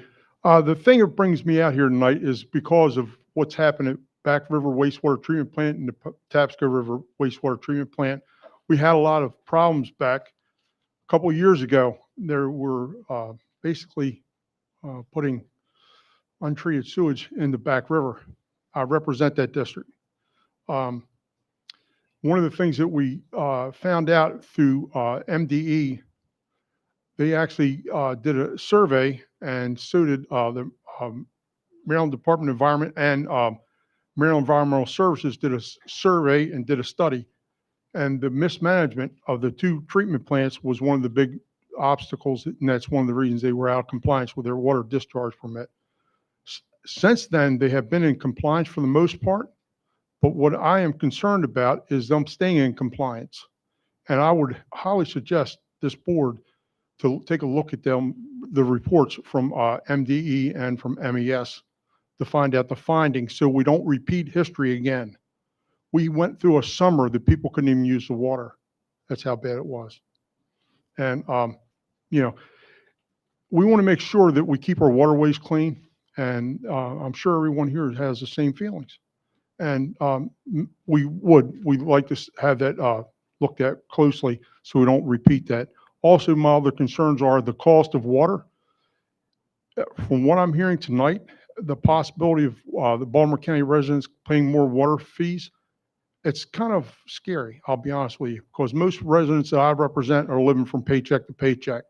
So we have to look at that. And one of the things, I'm sure there's an audit that has been done about cost analysis and performance analysis of how these treatment plants and the water plant has been operated. You know, like I said, I would like to see you guys look into that very closely. I want to thank you for this opportunity. It's a lot of moving parts in this. I'll tell you what, I was back here, I'm like, my head was starting to spin. My head felt like a water meter. Thank you so much for giving me this opportunity. Have a good evening. Thank you very much. Delegate Grammer, Delegate Robin Grammer, and then on deck is Mr. John O'Brien of the Back River Neck Community Association. Thank you. I really appreciate the time, and I'll try and be brief to get all my comments in. My name is Robin Grammer. I live here in Essex, Maryland, and full disclosure, I'm a state delegate representing southeastern Baltimore County. There are many reasons we would consider the reformation of the authorities governing our water and sewage systems, but I feel that the main reason we are considering this are the failures at our wastewater treatment plants. And while we are told, you know, there's no statutory requirement that you look at these issues, the chair has mentioned you're not prohibited from looking at those. And I've been told the reformation of our authorities will help with these exact issues, but these issues have received little to no attention from this task force at this time. My first question is, how do you expect to reorganize this system in a handful of months without exploring these problems? Why are we even talking about stormwater if we aren't spending time on the issues that have been in the news, that have been impactful to thousands of residents of my district? Who's going to motion to add those items to the agenda? The employees working within the Back River Wastewater Treatment Plant had advised us that they had notified the Baltimore City Department of Public Works of problems that were later deemed, quote, a catastrophic failure by the Maryland Environmental Service. Those employees told us that their concerns were not considered serious, and MES corroborated that. What will you do in proceeding toward a new authority that will provide real oversight of these problems? How will or have you included the problems revealed by the 200-page MES report in your decision-making? We've talked a little bit about equity.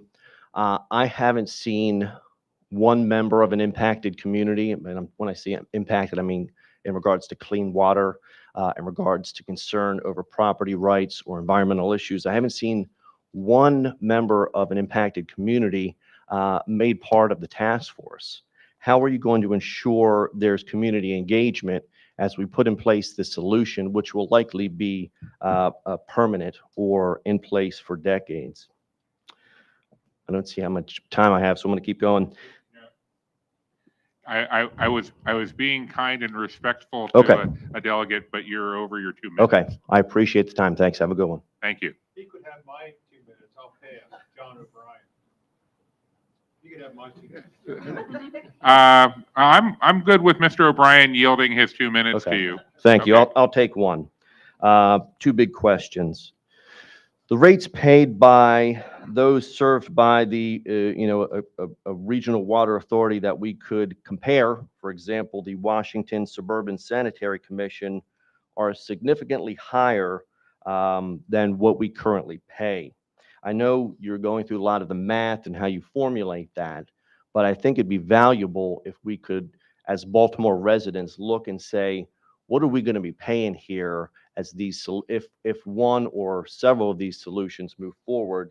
And my next question is, can you give us a estimate of what the average ratepayer might expect to pay in the Baltimore region under one of the three governance models that you're exploring? And my final question, when you talk about authorities, kind of like the Maryland Transportation Authority, and as you know, they have ability to take debt. They have the ability to adjust rates on their own authority. And that is very impactful for residents of the region. And we've seen that with tolls. They change this. People have to pay these rates every day. It impacts your ability to live here. One of your mandates is stability of prices. How are you going to assure that we can, frankly, afford the cost of living, which is increasing at a breakneck speed in one of these several governance models that you have left on the plate, especially if it's a regional water authority, which tends to be a little bit expensive? And I do appreciate the time. Thank you very much. All right. Mr. O'Brien has yielded his time, so we will move on to David Wheaton of the NAACP LDF with Sharonda Huffman on deck. Good evening, task force members. My name is David Wheaton with the NAACP Legal Defense Fund, and my questions are going to be primarily towards the category E of the Regional Water Authority. I brought this up the first time, but I want to talk about a lease payment and what the lease payment would look like to the city of Baltimore. When the city of Detroit went through something similar to this, when they had their Regional Water Authority, they got $50 million as their lease payment. But UC Berkeley came with a study about 6 years later that said if it was equitable, they should have received $5 billion as a lease payment for their water system. And so my question, I want to break my question down to a few things. One is the consultants or who is doing this study of what a lease payment is going to be, or is this going to be negotiated between the Baltimore City Council or the mayor and whatever new regional authority would take place? My second point is this going to be passed down to the ratepayers? In Detroit, it was passed down to the ratepayers, and ratepayers had to pay more in their bills to get to that $50 million. So if we are talking about an equitable solution around, some type of $1 billion, this is Baltimore's largest asset, it should be a equitable lease payment. Will this be trickled down to ratepayers so that they're going to pay more? And then the third question is this going to be done by the state? I know we have a delegate and a state senator here as well. So is this going to be done by the state giving a lease payment to the city? And so, yeah, can you just talk more about the lease payment, what that lease payment will look like? And thank you. Thank you. I will say in the interest of being upfront, I suspect that your question is a little premature. I don't think that we're going to be able to give detailed answers when we haven't even reached the point where that's the recommendation. But I will tell you, stay tuned. Ms. Huffman, and on deck is Jamar Lloyd. Good evening, Chair and the rest of the commission. My name is Sharonda Huffman, and I'm a resident of Essex, Maryland, and I'm a former employee of Baltimore City. So I'm gonna come from two perspectives. The city and county leaders inherit mess, and I'm frustrated that the people that live next to the mess have no say, like the delegate said here in Essex. Back River Neck Water Treatment Plant is a great example. When I worked for the city, one employee passed away because of neglect of the infrastructure, and the state had to take over the facility. I live down the street, so this greatly impacts me. Integrated rates is fine, but each government entity can invest in the authority to lower its rates of its own customers. My concern is that the infrastructure of Baltimore City and Baltimore County are greatly different. And I'm not confident that Baltimore City should be able to take over this. This is the reason why we're having this authority, because DPW has traditionally messed up poorly. And I also want us to take into consideration when you're doing these rate analysis, that you're also taking consideration this part of the county has one of the lowest medium incomes. And I'm concerned that as we build more infrastructure and privatize things, that we're not taking into consideration how much it costs on the individual. So when you go do this, I hope you can find money to invest into having a commission. I really don't trust what's going on in Baltimore City. So I think that this is something that the city should maintain its own infrastructure for liability purposes, but we should also invest in getting our own water authority. Thank you. Thank you. Mr. Lloyd.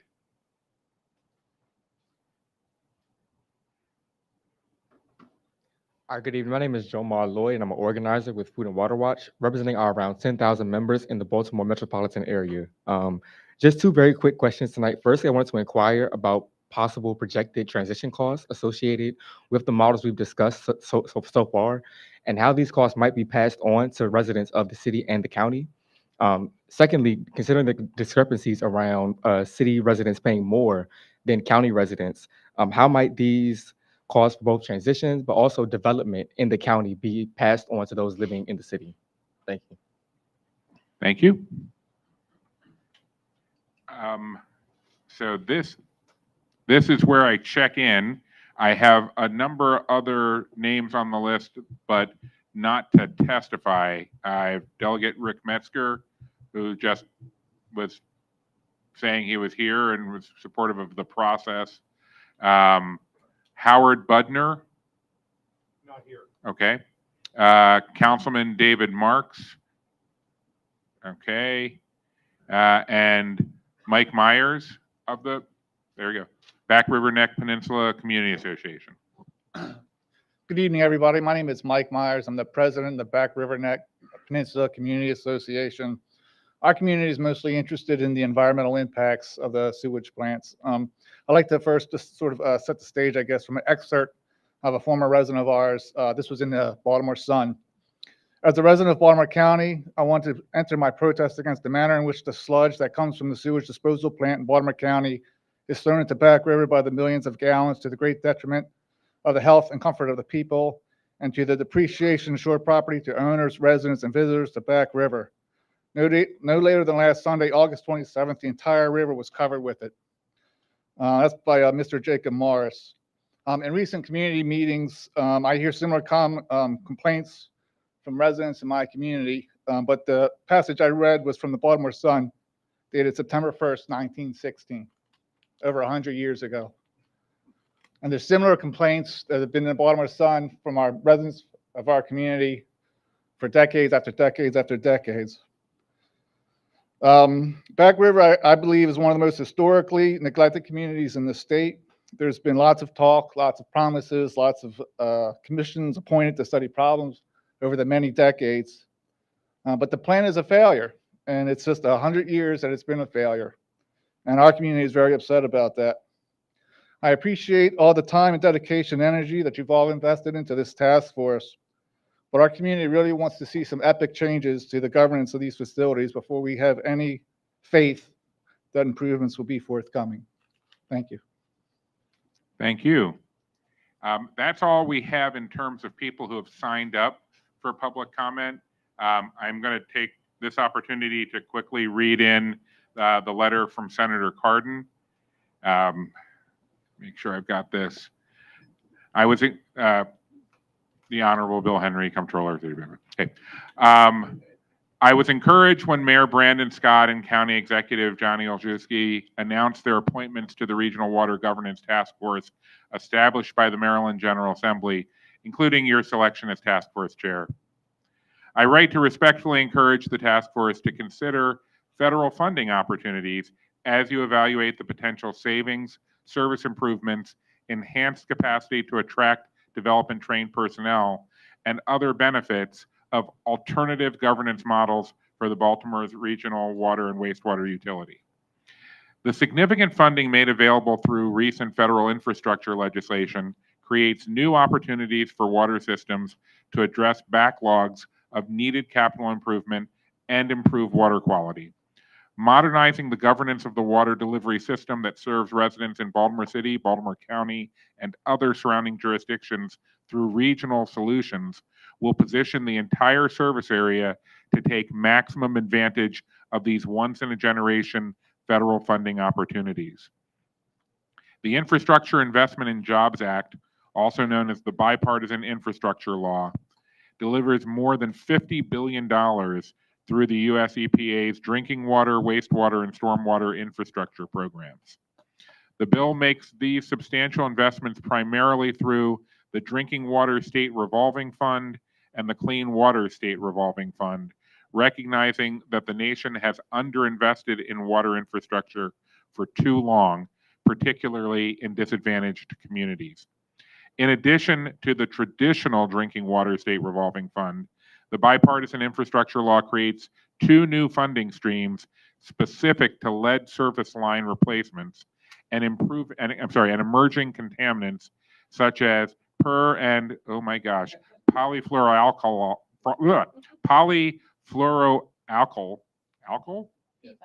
substances, PFAS, which are both the subject of regulatory initiatives to protect public health by reducing exposure in drinking water. The set-asides dedicate $15 billion and $4 billion, respectively, through the Drinking Water State Revolving Fund for these purposes.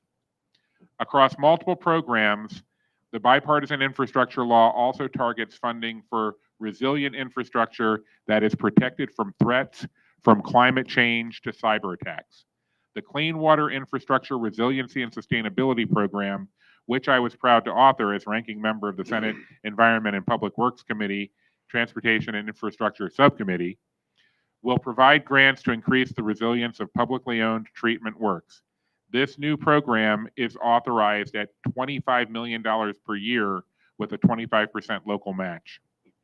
I concur with the findings by independent experts in the Water Sewer Services Comprehensive Business Process Review for Baltimore City and Baltimore County that, quote, there are many benefits that Baltimore City and Baltimore County could realize by consolidating management of the water and sewer system into a single entity, close quote. These benefits include, quote, sustained access to low-cost financing. I will continue working to ensure the federal government is a reliable source of financial and technical assistance through programs administered by the EPA and other federal agency partners. Thank you for your willingness to lead the Baltimore Regional Water Governance Task Force and your consideration of this request. I look forward to our continued collaboration as the task force prepares its final recommendations. Sincerely, your friend Benjamin L. Cardin, United States Senator. For those of you who drifted off and started checking your phones, there may be some federal money out there in big numbers if we can come up with a recommendation that makes the feds happy as well as us here. Is there anybody else that needs to, otherwise, I'm going to close public comment and go back to task force discussion and questions. Delegate Stein. Mr. Chairman, I do have a follow-up comment to comments that the legislators made. Is now the time to make it or at the end? Delegate, I'm going to ask you to search your heart. I can wait. That was some excellent searching, sir. Okay.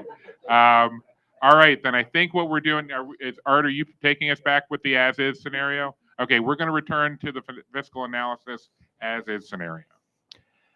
All right. Well, thank you, everybody. And we're going to continue. We're making progress here. So we're going to talk about for the city and for the county, we're going to talk about current revenues. We're going to talk about expenses, bond ratings, historical capital spending, future capital spending, and consent decree costs. So the city maintains two funds. That's what the city calls its accounting structure, a water fund and a wastewater fund. And they are described as enterprise funds. And what that means is that water has to pay for water and wastewater has to pay for wastewater. And we've taken some information from the most recent annual comprehensive financial report. And what this shows is that if you look at operating revenues, those are primarily rates from ratepayers. You can see on the water side and the wastewater side, they're both about 275, 280 million. And so that's about $550 million per year that the city takes in for revenues to operate its water and wastewater systems. Remember that $160 million number I was talking to you about? That is includes $160 million. So for its retail customers, the city takes in just under $400 million per year. That's a AA bond rating. And we'll get more information on the city's reserves in the next conversation we have. Because the city has issued debt, the lenders require certain things from the city and its water and wastewater utilities, namely that you collect enough money to pay your debt back. And there are terms called covenants in the ordinances that authorize the debt. The city has met its coverage and covenants under those ordinances. Capital spending. So here we go. Each row is a year. There are 3 columns: sewer on the left, water in the middle, total water plus sewer on the right. What you can see is capital expenditures range historically from about $250 million to even over $500 million, water and sewer combined. This information was provided by city staff. You can also see that sewer capital the city has spent more on sewer capital than water capital. So let's look forward. The city has a document, City CIP, fiscal year 24 to 29 project fund summary, where you can take information and roll up what the city is planning for water and sewer capital improvements over the next 6 years. So you can see 1.4 billion on the sewer, just under $1 billion on the water over a 6-year period. And you can see 3 major funding sources. The city's going to borrow money. That's what revenue loans are. The city's going to use some of its own utility funds. And remember when I was saying about cost allocation, how the county pays its share of costs up front? Well, that's what you see on that table as well. So the county share of costs for capital projects is reflected in this plan. Consent decree spending. The information we got from city staff modified. Art, can I pause you because I've got questions from Oh, Mr. please. Davis and Ms. Buckler? Yeah. Real quick, does the totals, does that include the consent decree mandated spend when you're talking about what the city has spent historically? I believe it does. I mean, it's from the city's capital project fund summary, so I think it would include anything in the next 6 years. So Brian's nodding his head. Yes, it does. Thank you. And that's also literally the next slide. Okay. Question on the last slide on the city analysis. The revenues seem significantly higher than the expenses. And Is that that's correct. The supposed revenues, to so be the that way? the expenses that we pulled out are operating expenses and debt service. So what we don't have are rate-funded capital expenses and contribution towards reserves. So that's what the difference is. And that is because of the information we were able to get from the annual comprehensive financial reports. It was not really, we weren't able to tease that information out of that, especially the contributions towards reserves. Okay, and then another question on the slide you were just on the federal funds, state funds. How is that zero for capital? I'm going to have to follow up the city on that. I was just pulling information out from them. Because there should be significant bay restoration funds that are joint projects that the city and the county go after for state funding allocations through MDE. So Mr. Luna is reaching for his microphone behind you. Good. No, that is correct. And so, Ms. Beckler, we did catch that as well, too, as we were discussing that back here. So we're going to pull up that information. We can send that back to the task force as a follow-up, but we do have numbers for Perfect. those. Thank you. So we'll get a corrected slide for this. Fantastic. Thank you. Consent decree spending to date, $1.6 billion, estimated future $241 million.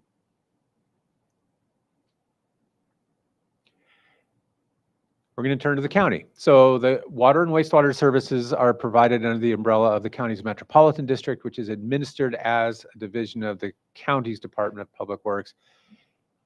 This is a combined water and wastewater fund. So recall when I said the city has separate funds, the metropolitan district of county combines theirs into one fund.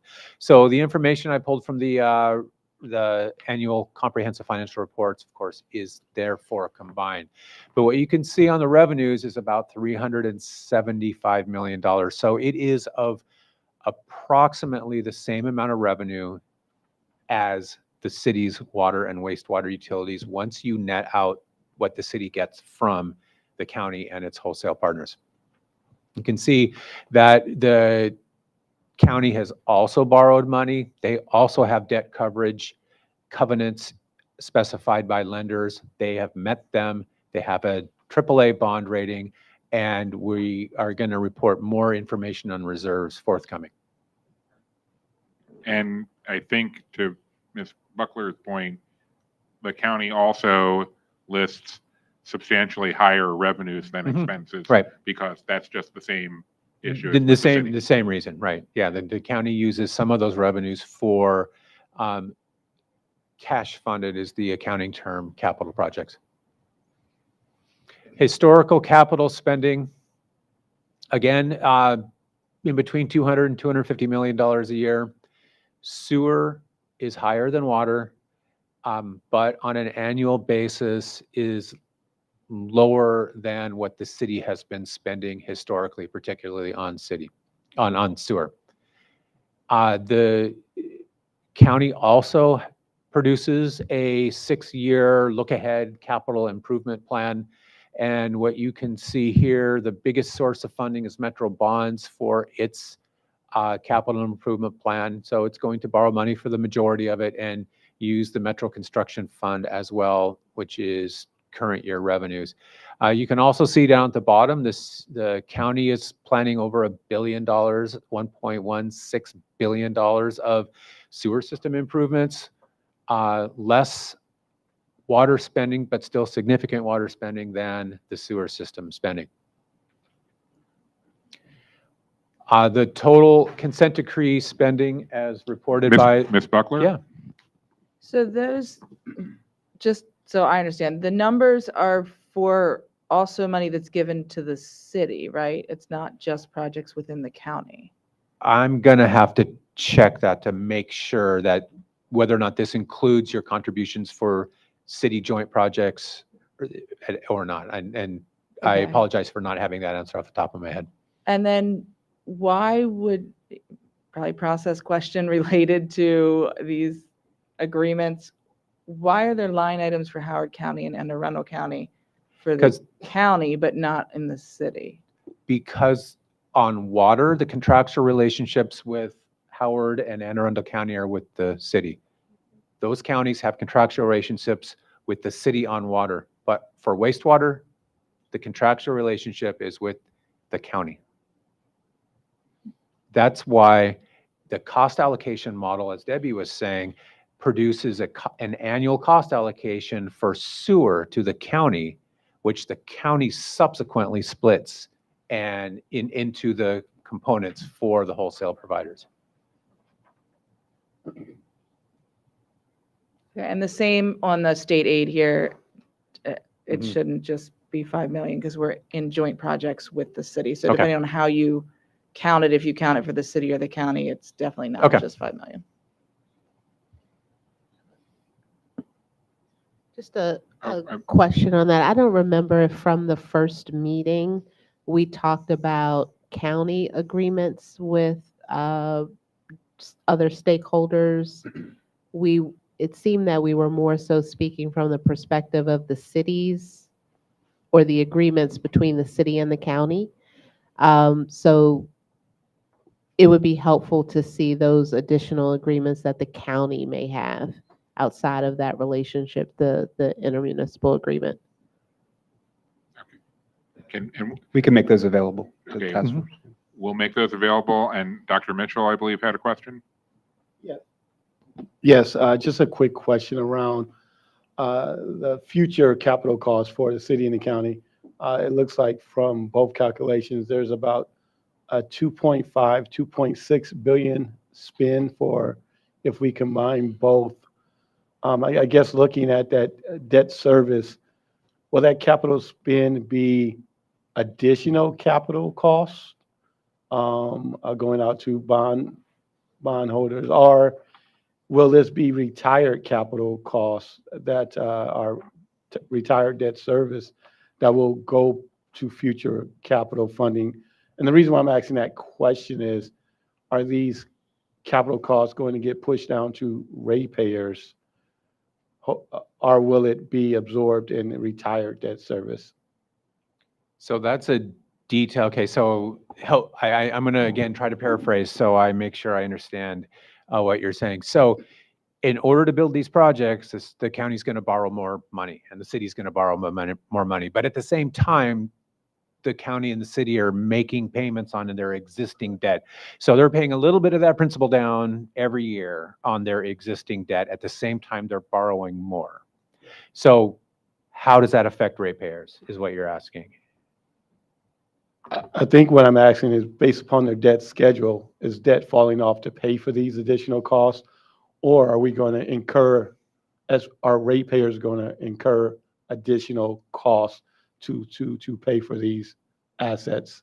Meaning utilities, Okay. well, you know, as debt retires, they will get new debt. Mhm. Is that happening here in their debt schedules, or are this going to be additional debt that's passed on to ratepayers? And we'll follow up with an answer on that. I don't know the answer right now. It's a good question.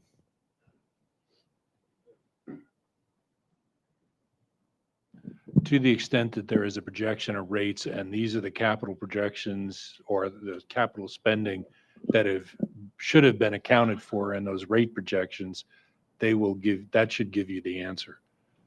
So if the rates are projected to increase, at least a portion of that would be to cover the cost of the capital. So the debt service costs and any associated reserves associated with new financing have to be built into that. But you're right, there's a schedule of debt falling off and new debt coming on and a net debt cost a year, basically. Correct. So we don't have the details, but that projection of what the impact of the capital program that's projected in the rates is in that 6-year rate projection. But there's also the question of the schedule of deferred and preventive maintenance. And I will admit that I haven't had a briefing on this topic very recently, but my recollection from late in last decade was that given the overall size of the system and the amount of repair and replacement work that was being done, we were not yet on a schedule that would even replace everything during the 75 to 100 year lifespan that was being projected. And even if we could get up onto that schedule, that would still mean the debt would never be retired because we would just be finally getting to a level where we're doing sufficient preventive maintenance to avoid needing to do huge amounts of deferred maintenance. So I think that the best we can hope for is to get someday to a schedule where there is a lower level of revolving debt, but there will always need to be some in order to cover the cost of preventive maintenance. Is that right? That makes sense? That makes sense. Yeah, okay. I'm sorry, I just don't like to, I like to manage expectations. I don't want to give anybody this false hope that someday we won't owe any money. Like this is a huge chunk of infrastructure, and it's like, you know, it's like repaving 295. You know, you just keep doing it. You just work your way down, and then you come back the other side. And by the time you get back up, it's time to go back and do the other side. So that's the situation we're dealing with. Awesome, thank you. So we're wrapping this up. Consent decree spending in the county, if you combined past and projected costs, 1.4 billion, about 57% of it, you can see that on the slide, has been spent so far, and 43% remains to be spent in the future. So, okay, that's it for the as-is criteria, but what we are tasked also with doing is evaluating the criteria in the House bill. And so this is a preliminary analysis. We don't have the numbers for some of these criteria, but what we're doing is we want to foreshadow what we're going to be talking about and how we're approaching these and what some of the key issues are turning out to be. One of the criteria is mentioned in the House bill is asset leases. So we're talking with the city and the county about what types of facilities they have that are leased, and they're primarily vehicles and real estate. Following up to make sure we understand if there are any long-term leases, whether or not the leases are transferable, and the effect of the governance alternatives on these leases we'll have more to say about at the next meeting. Another criteria is capital costs. So we've talked about capital costs and projected capital costs earlier, and the effect of the governance alternatives. We're going to show that in task force meeting 4. But the current status is why we went through such a lengthy as-is presentation to give an overview on the future capital costs. Billing and collections. So the roles and responsibilities are defined, especially on the water side in the 1972 agreement. There have been challenges from a fiscal point of view. The city and county are on different billing systems and they have different meter reading schedules. We know that the shutoff policies differ between the city and the county. So right now the city does not shut off utilities for non-payment. City and county both have tax sale processes, but they're different. And in the true-up process, the city takes a little more uncollectibles risk because the settlement statements that define the overall cost allocated to the county are based on billings and not actual revenues. Mr. Chair. Quick comment, I'm gonna be cognizant that we're entering into the end of the night too. During the first meeting, I asked a question in reference to large commercial spaces that hadn't been paying, such as the Ritz-Carlton, the Zoo, HABC, Sparrows Point. How does that impact our overall system in reference to how we charge as a rate, and how and when do we go after collecting some of those things? Like I said, we're at the end of the meeting time at this moment, but I think that in future discussions, this is one of the things that I raised. I understood, and I see Art scribbling furiously, and Brian nodding his head. So can we expect this at the beginning of meeting number 4, if not something that could be circulated to task force members sooner? Okay. So it's a follow-up on collection process. Follow-up on collection processes for those large commercial customers and what difference that makes in a rate setting policy or process. Okay, thank you. With respect to governance alternatives under the wholesale governance, as Neil was talking about, the city would bill the county on a wholesale basis, and the county would do its own retail billing for water supply. Right now, the city does the retail billing on behalf of the county for water supply and treatment. And each entity would retain its own billings, collections, and shut-off policies. This is all foreshadowing for future discussions we're going to have in more detail. Under the special district or an authority, billing and collections would be consolidated into one entity, and that requires establishing a single set of billings, collections, and shut-off policies with the potential, the governance board, if they choose, could also transition some of these services to recognize that there are differences now and in the future. If there is a single set of these policies, they could make those changes over time. Okay, let's talk about rate restructuring. So we talked a lot about water rates and sewer rates and the differences between how the county and the city collect their charges. We talked about fixed costs. We talked about variable costs, annual billing, quarterly billing, monthly billing. So with the governance alternatives for the intermunicipal agreement and wholesale, each entity would retain its own rate setting policies. That's what happens now. Each entity decides how much they want to bill their customers and how they recover their costs. Under the wholesale, the county would need to evaluate whether or not changes to its wholesale or its water supply rate setting policies are appropriate. It has an opportunity to do this because it would be taking on the responsibility for billing its own retail customers. For the special district authority governance alternatives, we touched upon this conversation earlier. There must be a reconciliation of the current differences in rate structure and rate discount programs between the city and the county. So the county's rates and the city's rates are different. The charges they charge are different. The way they bill is different. The rate discount programs, the city has the Water for All program, for example. So moving to a single entity, it does not necessarily mean that it has to be identical, that it has to be one rate structure for the entire area. That is a decision and a discussion that the governing board would have, and I believe this task force has the opportunity to make some recommendations on. But that's going to be a future conversation. So let's talk about debt obligations. So this has some small text. We're saving some of these numbers for the end. We're almost done here.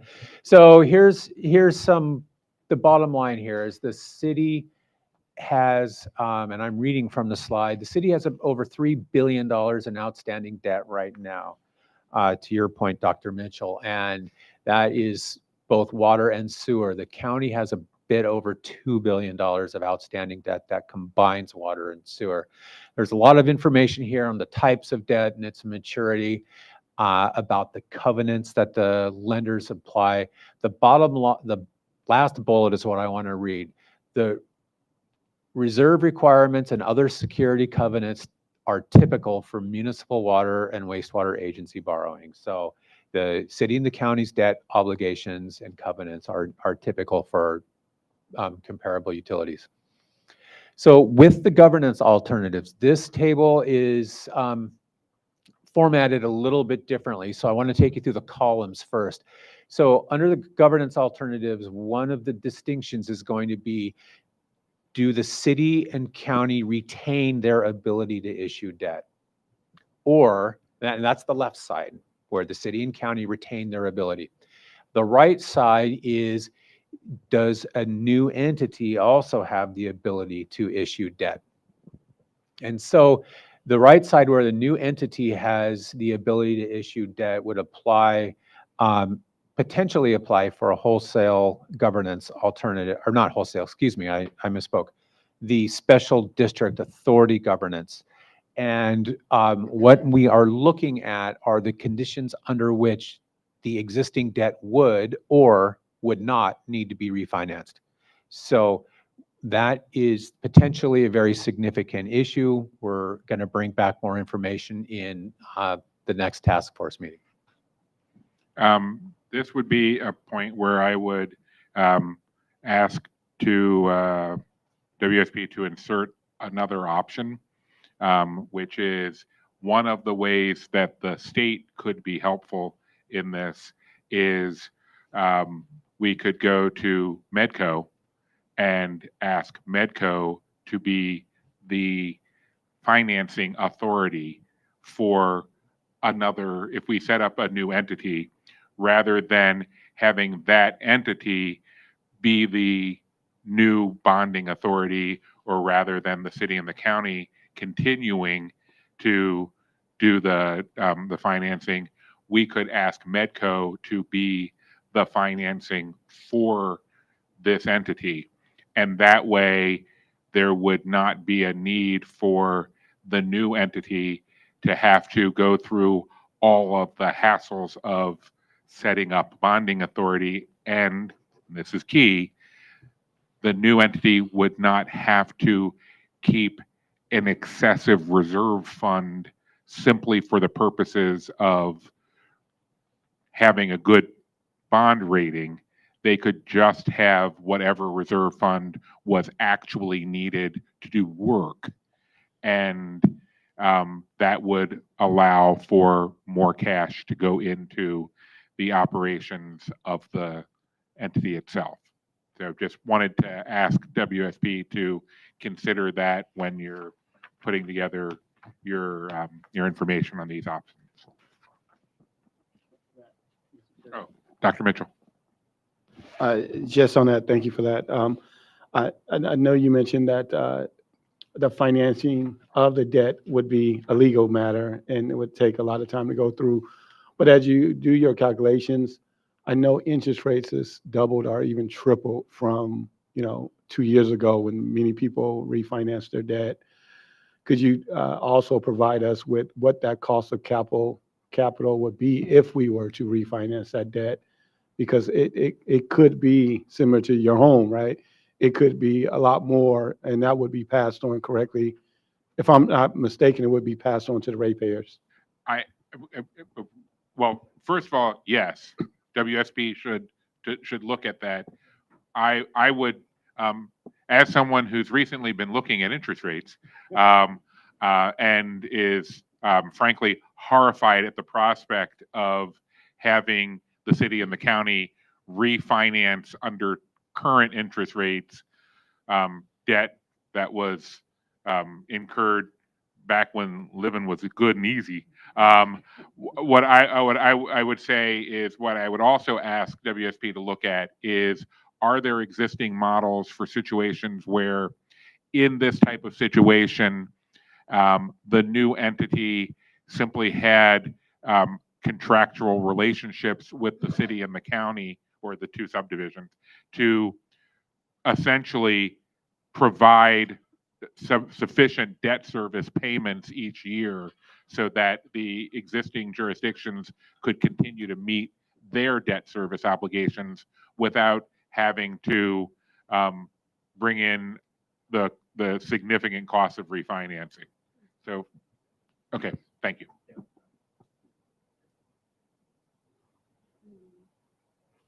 Okay, first, I'm going to turn the mic back on. So just in terms of pension liabilities, where we're at right now is we're still compiling data. We know that the city's total net pension liability, and we're working to get actuarial reports so that we will be able to ferret out what that translates to for water and wastewater employees. Same with the county. We have the actuarial reports. We're working through that data right now. We have the county's net pension liability. And for the governance alternatives, the boundary condition we're working with as consultants to the task force is that the new governance model, if chosen, would migrate to a similar salary and pension benefit plan. So we're not, looking at something that's substantially different in that way. So I'm going to close by looking ahead, when we're looking for task force 4 meeting and presenting a more of a quantitative and a more detailed picture of the impact of the governance issues, there are several key issues that we want to focus on, and the debt repayment or transfer options that we just talked about are one of them. The approach to pensions is one of them, and rate restructuring is a third. Those seem to be issues that are going to draw a lot of our collective focus in the upcoming meetings when it comes to these criteria from the House bill.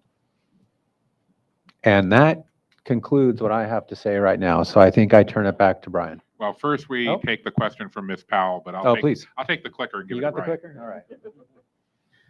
Just going back to the discussion on debt financing, is the debt financing in any way impacted by the ownership of the assets? So that is one of the parameters we're looking at. And when Chairman Henry was talking about asking us to look at contractual mechanisms so that that would allow an entity to issue debt for assets it didn't own. Okay. That is part of that whole evaluation that we are looking into right now. Thank you. Yeah, this is one of those situations where I'm really hoping that this turns out to be something where common sense is more important than legality. It's not often the case, but my understanding is that these are revenue bonds. Is that is so right? Well, no. My is that the bonds we've been issuing have been revenue bonds, which means theoretically they should be predicated on the revenue from the system more than the ownership of the system. But this gets into a level of arcane that I can't be an authority on. Mr. Davis. I think we talked about this earlier. So when we look at the debt piece, is there a schedule for assuming new debt based on the health of the system and scheduled maintenance? And as we think about transferring, we may want to think about the next year or two. I don't know what the schedule outlay is, but if there's a perspective on what's coming down the pike in terms of incurring new debt that we would have been doing for capital projects or improvement projects that we are either mandated to do or in a plan that we've agreed to do.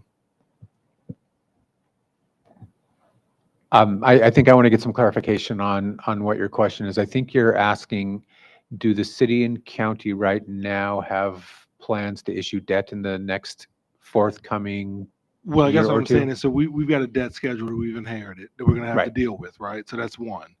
There's going to be the assumption of new debt based on the health of the system because it's not enough funding to like pay for any big projects that we'd have to do.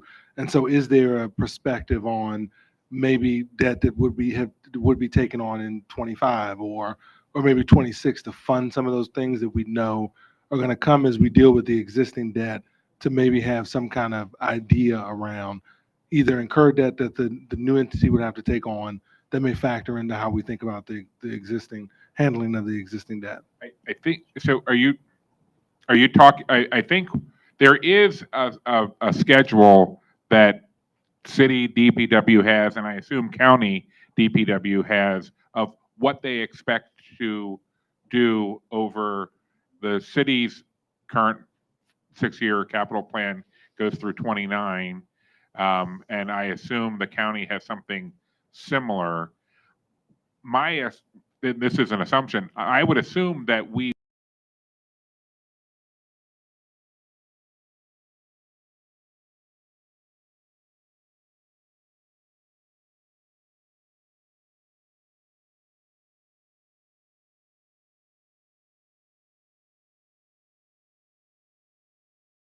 is work staff to look at what were you about to do so that they can put together their own schedule.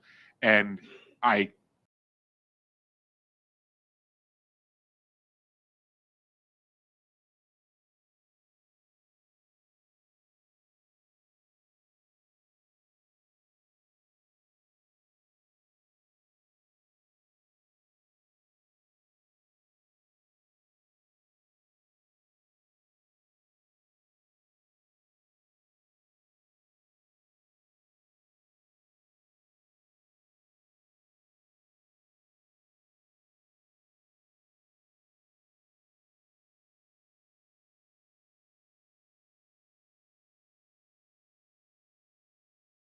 and the State Revolving Loan Fund, which is administered by MDE, and this task force is charged with consulting with MDE. I think in this debt consideration discussion, we need to consult with them and probably the Environmental Protection Agency, but I would defer to MDE on that. Yeah. And we have started to set up some meetings like that. Mr. Chair. Oh, Delegate Stein, then Senator McRae. Thank you, Mr. Chairman. And just to follow up on what Secretary Summers said, I think the issue of compliance and permitting, which is a key state interest, I'd be interested in knowing if those responsibilities migrate to a new authority or if they stay with the owners of the systems. And so for that, perhaps we can consult with MDE as well. I am, again, enjoying watching the members of WSP scribble furiously at that. So I'm going to take that furious scribble as a yes, they will look into that. Senator. As we're collecting information, if they could also speak to, at the appropriate time, what's the triggers, like from a revenue standpoint, how much revenue has to be brought in to understand how much debt we could even be and what level of a cap are we at? Those are things that I just didn't hear at the moment, but I know that they're important to the equation. Well, we should definitely have that conversation. I will tell you that I have had a conversation with staff at DPW just about this, not in a larger sense, but about DPW in the past. And it is an art, not a science. Like, there are different opinions of how things can work when it comes to financing. Some people of a more conservative approach will expect a larger reserve fund so that you can get a better bond rating so that you can have lower financing costs. But in doing that, you have tied up a big chunk of your money in that reserve fund. Whereas it is also possible to have a smaller reserve fund, a lower bond rating, pay higher interest rates on the money you borrow, but get more actual work done, even though you're paying higher interest payments. And which of those two is better is actually a matter of opinion. If your attitude is you're trying to make sure that we spend as little as possible of people's money on interest to bondholders, then you're going to go with the high reserve fund. But if your goal is to get more work done, you're going to say, well, let's just get more work done. And so they can talk to us about those options, but somebody has to decide which is the better course of action for the entity, whether it's DPW or some type of new entity. Somebody has to decide which approach are we going to take. Mr. J, I get the optics. I just mean like the triggers. I don't understand the triggers to even think about the optics. Like, what we offer 8% of what our revenues of what we're bringing in? Like, what are the triggers that are set for us to even think about how much debt we're going to be issuing? Can we put together a chart that shows what level of debt service, like what debt service at different interest rates? Yeah. Okay. Ms. Buckler. I think this may also, Senator McRae, get to a cost of service study, which I didn't hear that the city has done. They have the audited rate from Raftellus, but they haven't done what is the true cost of service to do all the things they need to do. Unless that does exist somewhere. Well, I was going to look over at DPW before I went to Ms. Powell. And DPW is saying they don't have that. So Ms. Powell. Well, just in that same vein, now I know that Raftellus or has done cost of service studies for the city of Baltimore, it would be helpful to know when the last cost of service study was done, but also to understand what future debt issuances were planned. It would be helpful to also have the financial models for each jurisdiction.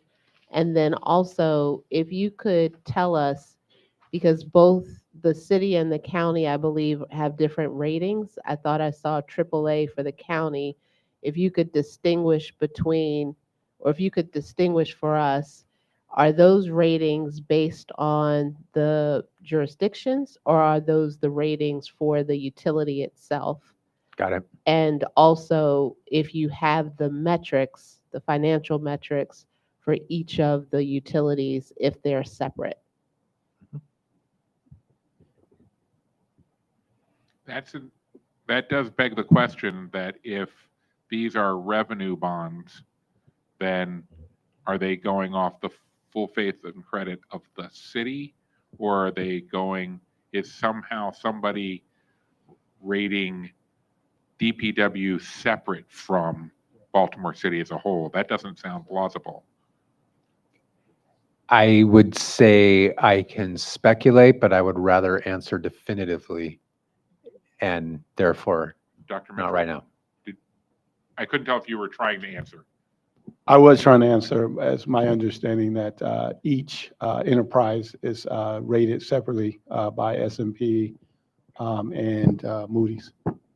Okay, so it is the water and wastewater utility or the enterprise fund that is being rated, not Baltimore City. You're correct. Okay, gotcha. Okay. Any other questions? Well, if there's no other questions and we're at the end of the presentation. If there's no other questions and we're at the end of the presentation, that means technically we're done. So let's just say that the next meeting of the task force will be on Wednesday, November 1st at 6 p.m. at Mount Pleasant Church and Ministries, 6000 Radicke Avenue. The time is 9:04, and I want to applaud both task force members and staff and consultants, because at 7:40, I would never have dreamed we would be out of here before 9:30, 9:45. So congratulations. Thank you all to the public who've joined us here in person and to those watching at home, and we will see you again on November 1st.